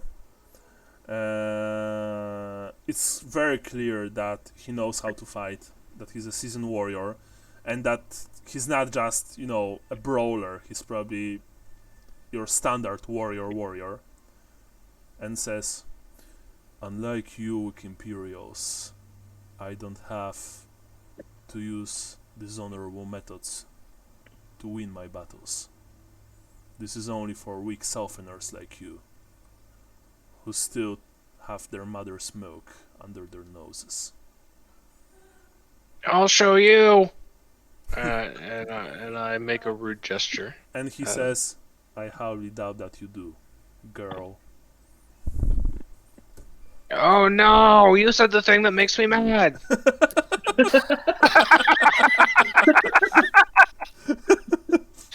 He just looks at you, without blinking at all, like you have a feeling as if a wolf is watching you, or some kind of predator, predatory animal. So you know what I think, and then I stomp on his toe. All right. Before you do that, you do know that your character does know this, Kree. If you do this, you'll be probably disqualified. Stomping on his toe? Yes. Yeah, you're not allowed to. Yeah, before fights. I mean, even today, you're not allowed do to. this. I just stomped my foot, and I told him to look out. All right. Look out, stomp. I hire some guys to hit him in the knees with a metal bar. He moves his foot away when you stomped it, but he keeps staring at you, and he says, "I'll take pleasure from watching you bleed." The fight goes on. Gustav, you can roll if you wish. Yeah. For gossip? Whatever you want. There are Okay, four yeah.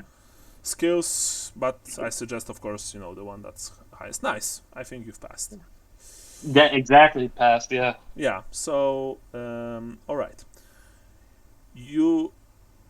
Which one of you saw the four laborers? The group of laborers taking turns to place bets. I believe that was me. Okay. Let me double check.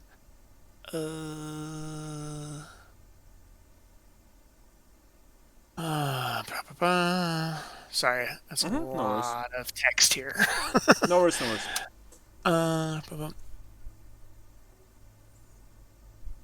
Okay. Party. Sorry, what? Keith, you were saying something? I wasn't saying anything. Somebody just booped. Is he in? What happened? I don't know. It sounded like somebody still in. dropped. No, Keith is still in the... I think Michael just left. Oh, okay. Because he was Oh here. no, we lost Keith now. Keith... Oh, no. Yeah. Keith is gone now, yeah. So, but he'll be back soon-ish, I hope.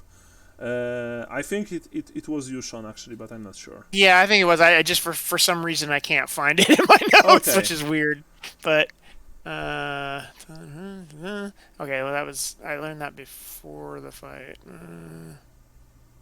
He's still on roll 20, so might have got a Oh. phone call with him. Sure thing.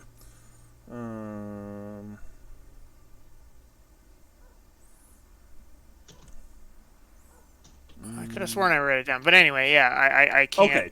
So, Gustav, you are walking, making your way through the crowd. That is, that by now is just almost hysterical. Some of those people are so excited about this fight. They are just shouting, crying. It's by the way, I also want to make it very clear, it is incredibly loud Hello? in here. Oh, Yo. hi. My fucking Discord's fucking up. No worries, no worries. You dropped a roll 20. Oh yeah, you did. I see that. I now. lost my whole computer crashed. Oh well. Wow. It is very loud in here. It's almost to the point that sometimes you feel like you're almost going to be deaf. But Gustav, as you're making your way, you see an interesting thing. You see a very well dressed man. Too well for a place like this, honestly. Let me quickly see. He's about 30 plus years old, maybe 35. Oh, he's a man of average size and build. He has a very striking bearing. His luxuriant head of black hair has a streak of silver at either temple, and you see that he actually has a cane. He has a silver-capped walking cane, and he's dressed very expensively. And he's talking to someone who looks like a laborer, you guess? And you see that there's a very small amount of coins being exchanged. Although from the glint, you can clearly see that it's gold. He's paying the laborer? Yes. And it's clear that he's paying him so that no one else will see this. And it's on the edge of the crowd, like the men don't want really to be seen together. But of course, it's hard because of a place like this. But it's almost certainly clandestine. Can I try to lock onto the laborer? Like, I don't want him to get out of my sight. Yeah, sure, of course. You are trying to find him at all costs, of course. And now I would like for you, Johannes, to roll. Okay.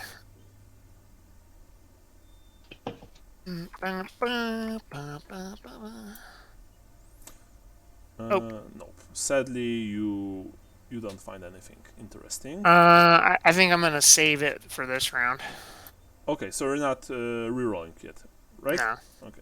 Yeah. Marla will now roll. Sadly. And with that, the first bout of second round ended. And Smoking Joseph Fraserberg won. Not Dieter Mintner. Okay. Just so you know.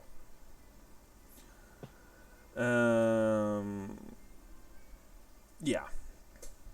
Dieter Minter lost. Yes, Dieter Mintner lost, and Smoking Joseph Fraserberg, which, by the way, remember that he's the current champion of the ring, won. Yeah. Yeah, but Minter had a lot of bets going towards him early on. Yes, indeed. And then he just lost. He just loses. Yep, he lost. Mm-hmm. I'm glad that you Okay. guys are actually keeping track because this is important. And now, of course, Carsten enters the ring and says, "For our second bout, we have Chris. What's your ring name? Thunderfists. Chris Thunderfist Pio against Draco Iliev, the famous Norscan. Let the best man win." And so the odds are 3-2 on Chris and 1-4 on Draco. The second fight of the round 2 starts. So of course my question is, do you guys, Joseph and Johannes and Gustav, do you bet on one of the fighters? I do not. Okay. What about you, Gustav? I need to watch this laborer. Okay, so you're just following the labor. All right. In that case, Kree, you once again enter the ring. In front of you is the very pale, very muscular-looking Draco. He looks at you coldly and without, you practically don't see anything in his eyes. I can tell him his shoe's untied. Not anything contempt. Not even contempt. That said, from his stance, it's clear to you that he's ready to serve you some knuckle sandwich. I stick out my hand to shake his hand. No, there are no shaking. There are no shaking hands in this fights. You just Slap him. walk into the ring and fight. When you shake out, Open palm, smack. when you like push your hand forward, like extend your hand, he just looks at you, smirks. And then I smack him. But where do you want to smack him? Like, Right on his cheek.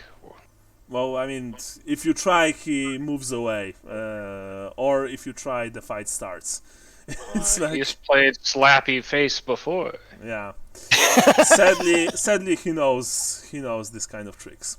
So let's start with agility, because Carsten announces the fight and the fight begins.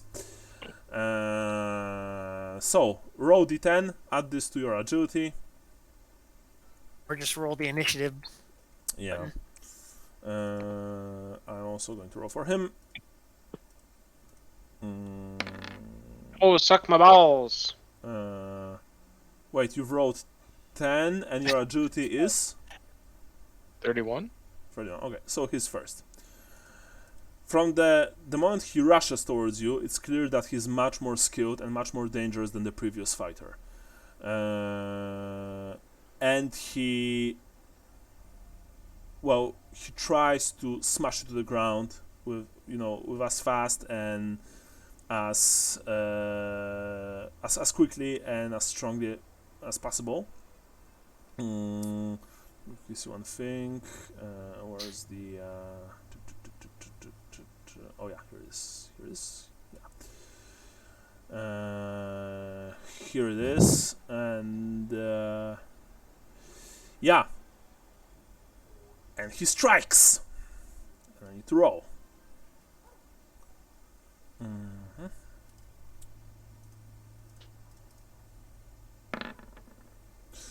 The strike goes towards your.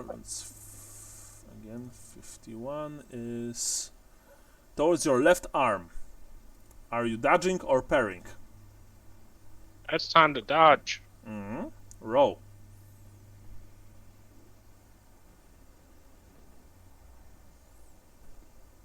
That's a botch. Ooh. Ooh. Do you have one more luck point? You have one more luck. I have one more, but I'm not going to use it right now. Whoa! All right. I mean, Living dangerously. I respect that. There was a botch table, or am I tripping? I don't know, DM, you tell me. I know, but I don't haven't run this game for some time. I don't remember. Wait a second. No, I don't think there were. All right. So what happened was that you tried to dodge, but instead lost your footing, and unfortunately put yourself more into the trajectory of this man's fist. So now he's going to strike you. Ooh.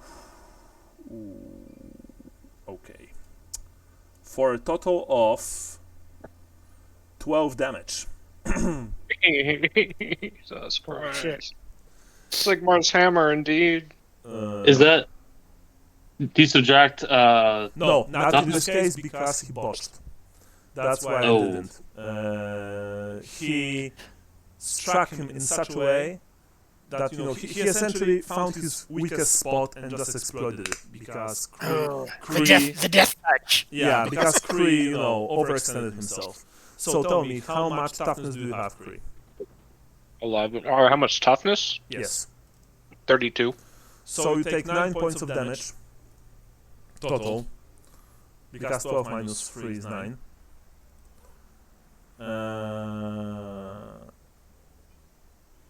And you fell back hard, and it's very, very. It was very, very painful. You've yelped with pain. The man is not goading you in any way. He's not, telling you any, any quippy phrases, nothing like that. He just continues the onslaught. But now it's your turn. You can strike back. What do you want to do? Kick him in the balls. Remember, you can't kick. I know. If you kick, you will be disqualified. Okay, you want to kick him in the nuts. Yeah. That's a cold attack, and cold attacks are, if I recall correctly, I need to quickly. You're gonna start a riot in here. What?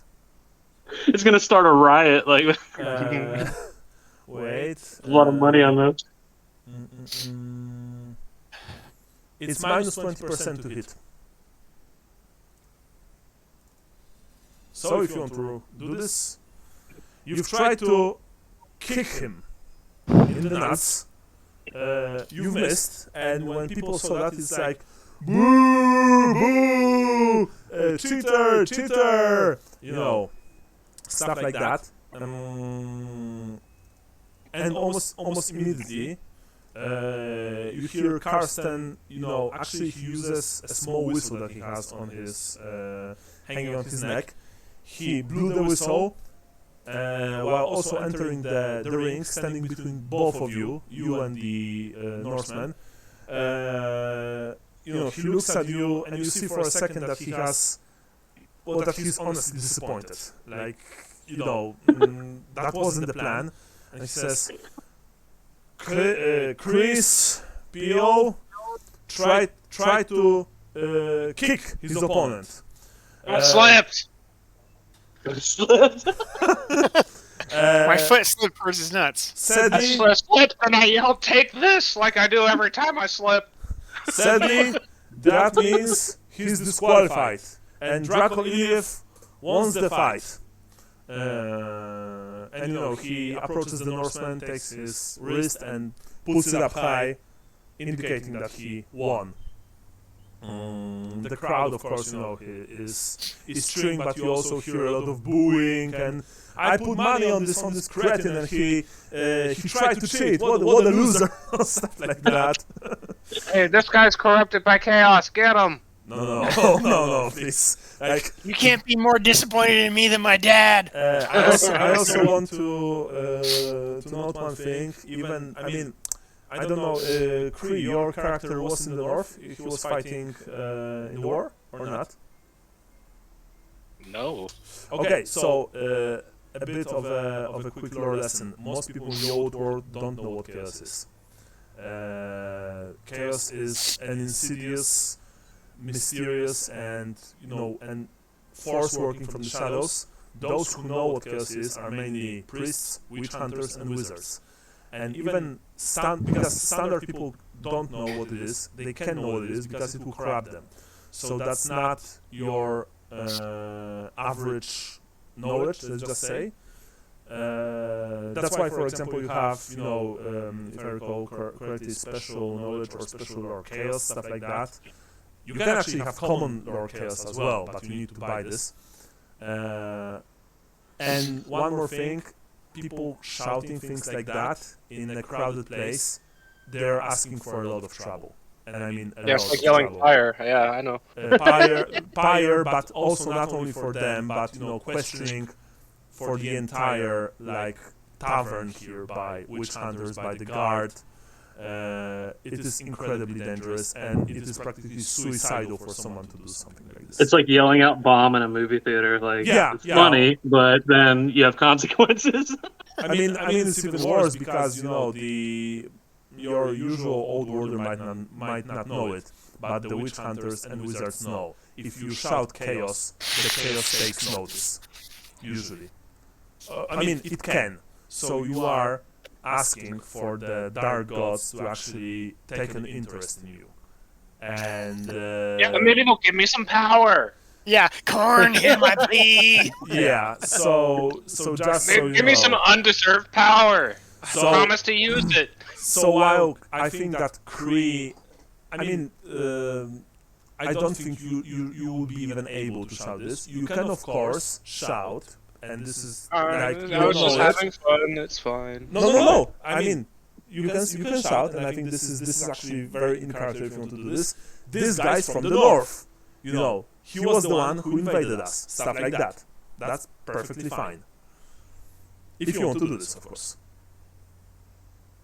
Nah, but Kree's not political. Just an asshole. Okay, Kree's an asshole. Awesome. But when the fight ended, and you're not even being escorted to the back. You're just moving to the back. Carsten, after he declared the winner, just before the finals, he approached in the back and he looks at you.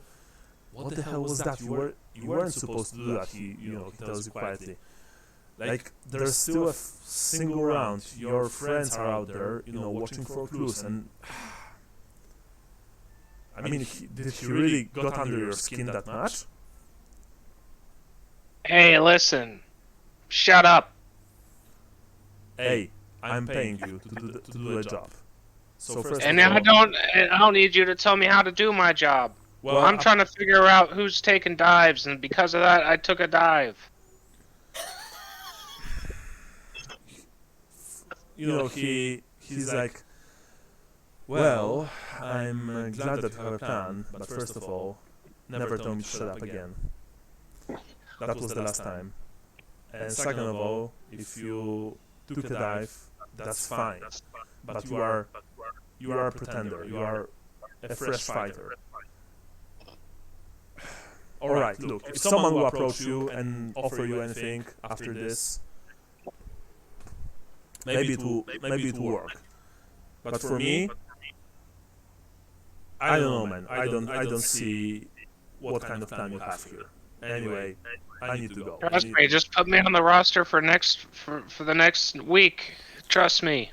I will put you in the roster for the next week. But if you try once again to kick or to do something that will disqualify you, this will be the last time. There is a difference between going down, or what's the word? Taking a dive. Taking a dive, and doing something that disqualifies you. So if you want to take a dive next time, take a dive. Don't do stupid shit like this. That is some Averland shit right there. Yeah. And you can see that he's very irritated, and just shakes his head and moves to speak with Gus. You see Kree as you take a look towards Gus, that he watches you with this thunderous look on his face. as you know, like someone who's very disappointed in their charge, so to say. The other fighters also look at you, those who are sitting, even the ones who are not fighting anymore. They also look at you with grim looks on their faces. I mean, none of them try to do anything illegal. You see that few of them even shake their heads slowly while looking you in the eyes. Hope none of the losers are judging me. None of them are saying anything. And I think before we end for tonight, we will do one last round for Johannes and Gustav questions for the questions. Actually, if I remember correctly, Gustav, you're just following the laborer, so I think only Johannes will roll if you want. Okay. Yeah. So, nice. So we'll end on this. Johannes, you are walking through the crowd, and you see, in the sea of faces, you see Gustav. And you see that Gustav is following something. It's very clear to you. And when you look at whom he is following, you see this is one of the laborers from earlier tonight. The ones who were, talking to Matthias, actually who were, if I recall, not talking but observing. And they were also group betting. Who were taking it in turns to place bets with Matthias. Sorry, my bad. And he is following one of those laborers, and he is making his way towards the other, the other one, the rest of them, the other three. So that's what you're seeing. And that's where we'll end tonight's session. Because I think that 3.5 hours is enough for tonight. And that's that. Wait. So I think that we'll have one more session of this scenario, and then we can jump to another adventure. Sounds good. Yeah. Ideally, of course, in Aldorf. So I was gonna say, so is Michael the halfling? No, I don't think so. That would be pretty funny. But so let's do with points. For today's session, everyone gets 70 points. For your characters, each of you gets 10 points, because you are all role-playing them very well. Gustav, place of birth, Marienburg. I said we dress better. Yeah, you were saying something. You were saying that that you were doing charity work there, stuff like that. So I'm going to give you 10 points because that was good. Johannes, what about you? Where are you even from? I don't remember. Oh, you were right. Okay, sorry. I'm from Reichen. I mean, you're from Reichen. Okay, yeah. So he got 10.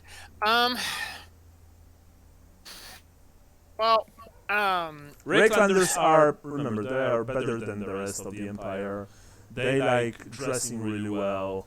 They are, of course, from the province in which Sigmar was born. I mean, from the lands in which Sigmar was born. The Emperor is from Reikland, stuff like that. You're just superior. You have a superiority complex. I should have played that more with that guy then who was giving me airs. Probably. Yes. Yeah. Well, I mean, the only thing I can think of is that in that specific regard that I did the Sigmar, more Sigmar kissing ass, Karl Franz kissing ass, and like, ooh, he knows the Emperor. Actually, yes, that's pretty good. I can give you 5 points for that. Okay. Because now that you're telling me this, yeah, sure, this works. So 5 points for this. And Creepio, what about your place of birth? I winked at a sheep. What? Nothing. Nothing? Okay. Yeah. No, I don't have. He I think cheated at a throwing fight. the fight was like the way he did it for not understanding the rules. Well, I mean, you're from Averland, right? Yeah. Everland. So you have That was best. like some redneck shit right there. You have Like, best. we're not allowed to do what? Kick. You have best pastures. You have best sheep. You have. You had an elector count who was mad, but he's dead, so no longer. This is a very rich province. Everland is a very rich province because of the cattle. You have actually some of the best wine in the empire. There's even a famous wine festival in Everland every year.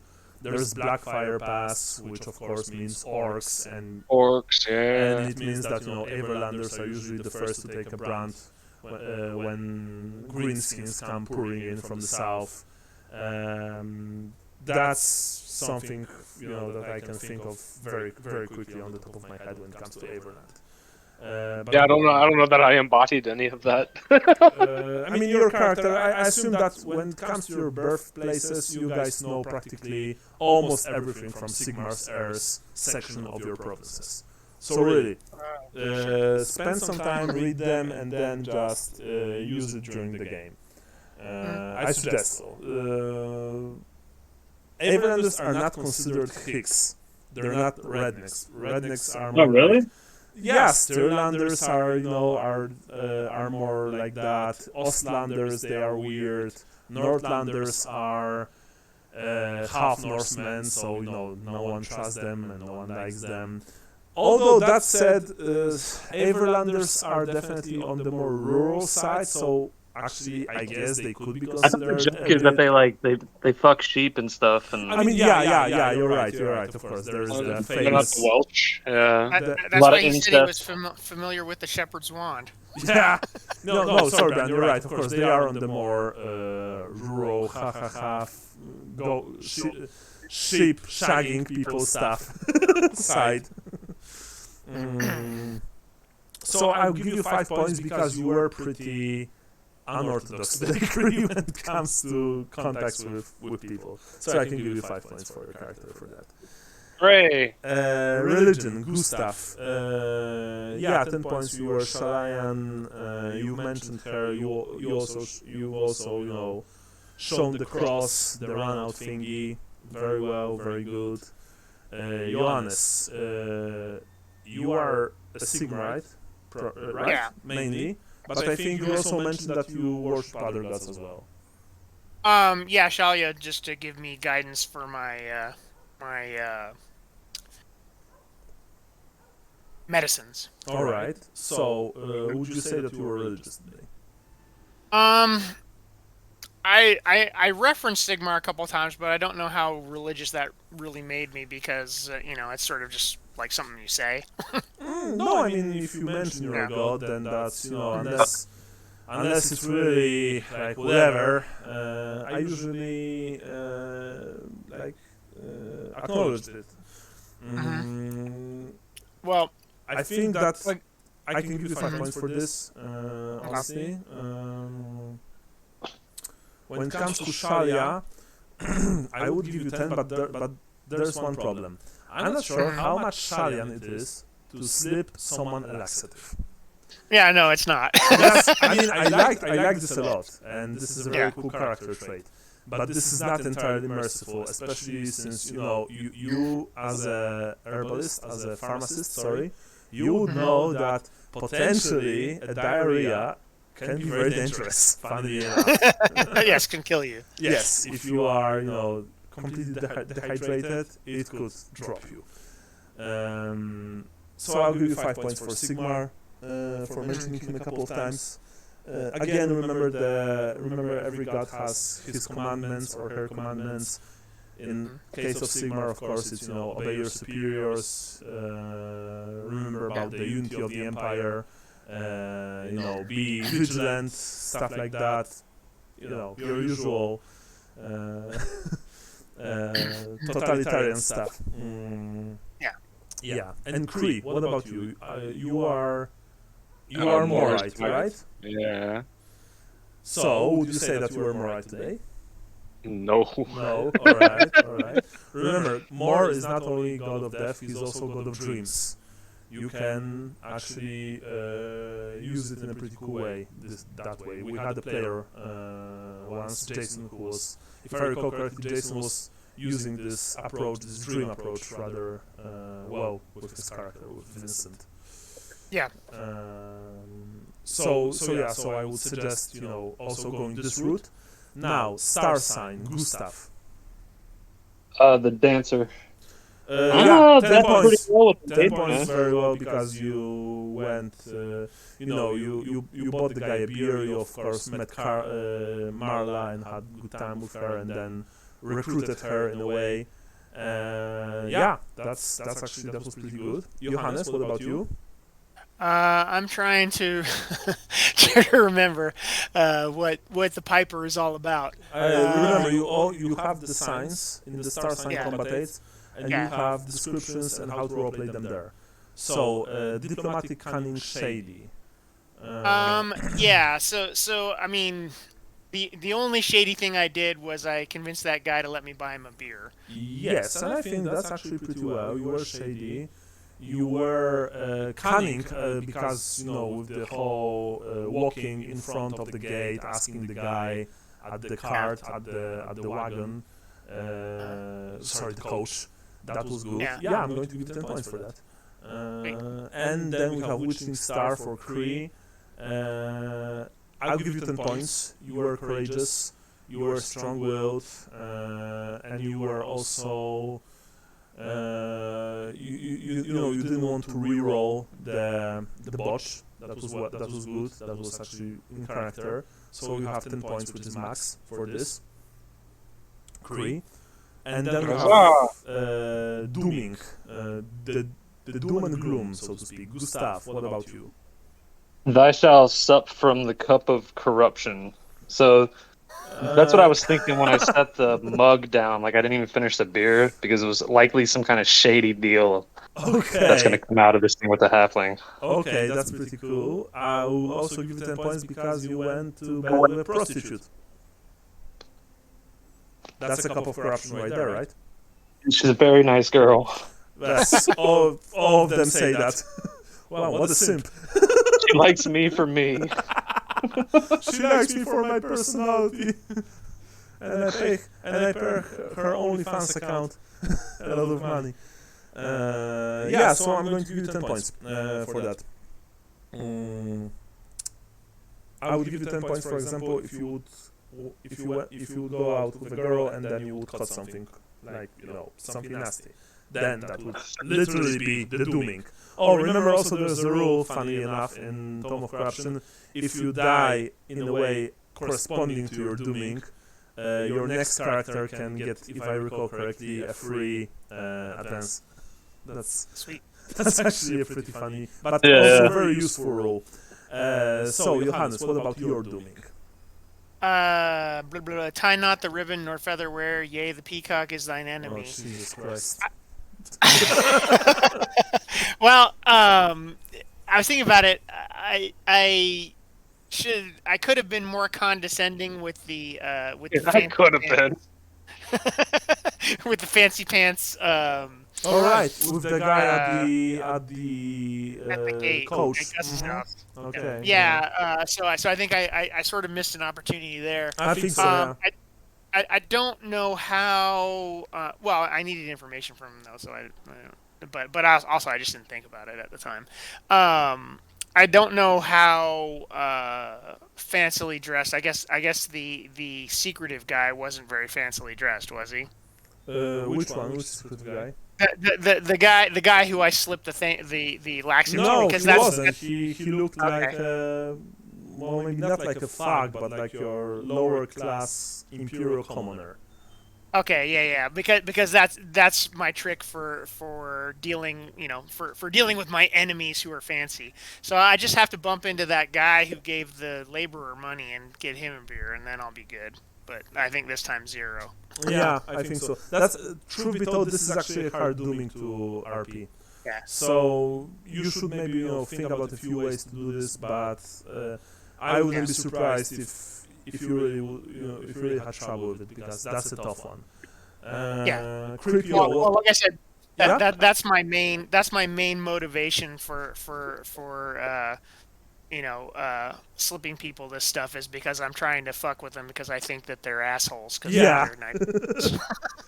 I like that a lot. But again, if you would slip the laxative into some rich guy's beer, that would be fine. But when you do it to the lower class asshole, well, he's still an asshole, so that's fine. But he's a lower class one. What about you, Creepio? What about your dooming? The sword shall bring no justice, only suffering. Yes. Well, we were trying to do some sneaky Pete stuff before at Giuseppe's place. At the manor? So I was trying not to use my brute strength, but my other cunning abilities, because I knew I'd have to be saving my strength for later. I like this explanation a lot, and I will give you 10 points for this. Very nice. Nice. Yeah, that's a very cool thing. Right, and after that we don't have any racial points because none of you are role-playing any. You're role-playing humans, so no non-humans in the party yet. One's playing a short human, right? Yeah, Johannes is short. That is true. Short people are not humans. And I'm saying this because Not that I have in the next session. yeah, I'm saying this because I'm 2 meters tall, so but we points for ideas which push the scenario forward. I feel like Gus's idea of For drafting. prostitute, yeah. Yeah. Absolutely. Gustav, I only came up with that once I realized how cheap she was. I was going to say, here, I'll pay you for a week. Gustav, well, it's actually, she's not cheap, that's the thing.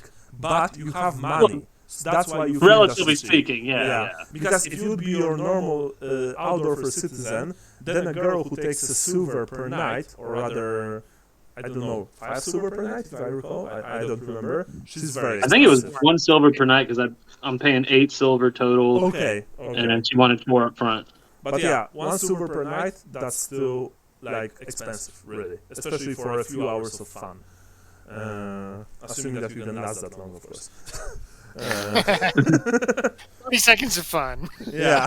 I'll just date a snuggle after that. Yeah, I just want to talk with her, tell her about my problems. Yeah, there you go. Yeah, so that was very cool. 5 points for you, Brian, for that. Anyone else got any ideas?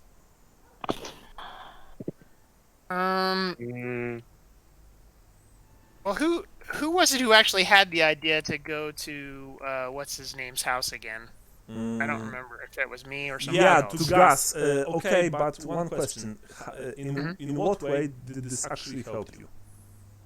Because the guild pans out to be related, maybe, but we don't know that yet. Yeah, remember one we don't thing. know yet. The ideas need to actually push the scenario forward. So, for example, I mean, you could argue that Marla didn't spoke to you yet, but the thing that she is actually collecting intelligence for you, helping you with the roles, mechanically speaking, is quite a lot. So I can give Brian points, but I mean that was very cool, the trip to Gus's house, but I have no idea in what way this actually helped you today. You're correct. Yeah. So 0. But it was important. For example, the guild stuff, someone, I think it was you, Sean. You were saying that the guy is, training fighters, and he lives almost like a lesser nobility in what is undoubtedly the most important city in the empire. So that's cool, and that can actually work in further scenarios. This can be a whole new arc for us to explore.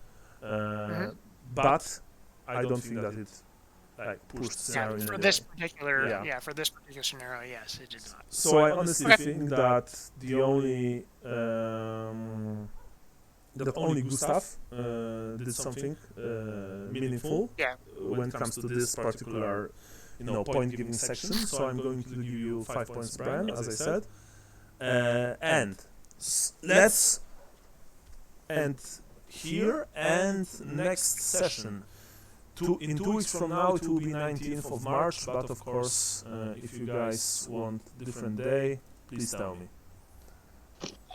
19th works for me. Okay. Yeah, I think that works. Sean, what about you? Okay, yeah, I think so. I mean, I'm traveling for spring break, but I should be back by then. Okay. Brian, because I've missed it, when, or actually where, Michael told you that he's fine for our next game? Because it was In the Discord chat. Really? I didn't see it. Yeah. I didn't see it either. Yeah. Maybe he messaged me. I don't know Discord. He must have messaged He you must personally. message you because he didn't wrote it on our main chat. Yeah, I didn't see it. Oh, okay, yeah. Okay, Yeah, he so- said he was going to play in the next one. He was listening in for a little bit. He said he had the baby, Yeah, and it was sleeping, so he couldn't talk. He even, Alright, well, I'll see you guys next time. I got another thing I got another thing I gotta meet up with. Okay, sure. Later, dude. Thank you, Keith. Bye. And okay, so we are playing on the 19th of March, and hopefully finishing the scenario. And so, thanks for the game. It was great. I'm really enjoying our return to Warhammer, I must say. And as I've said before, I would like a few scenarios to be kind of like that, a bit on a lower epic level, so to speak. Yeah. Because I think they are. This kind of stuff is also very interesting, and not only chasing Skaven and fighting demons. Don't Yeah, it's worry. cool having like a life Yeah, outside of adventuring too. You know what I mean? exactly. That's why I would also like, ideally, of course, it's up to you after all, for us to stay in outdoor for a while. Build contacts, like establish your characters here. This is a huge city with lots of opportunities. So yeah. Anyway, I'll see you on the 19th. Thank you guys. Take care, and remember, if you have any questions about the game, message me. I'll be glad to help. Okay, sounds great. Bye bye. Cool. I'll see you. Bye.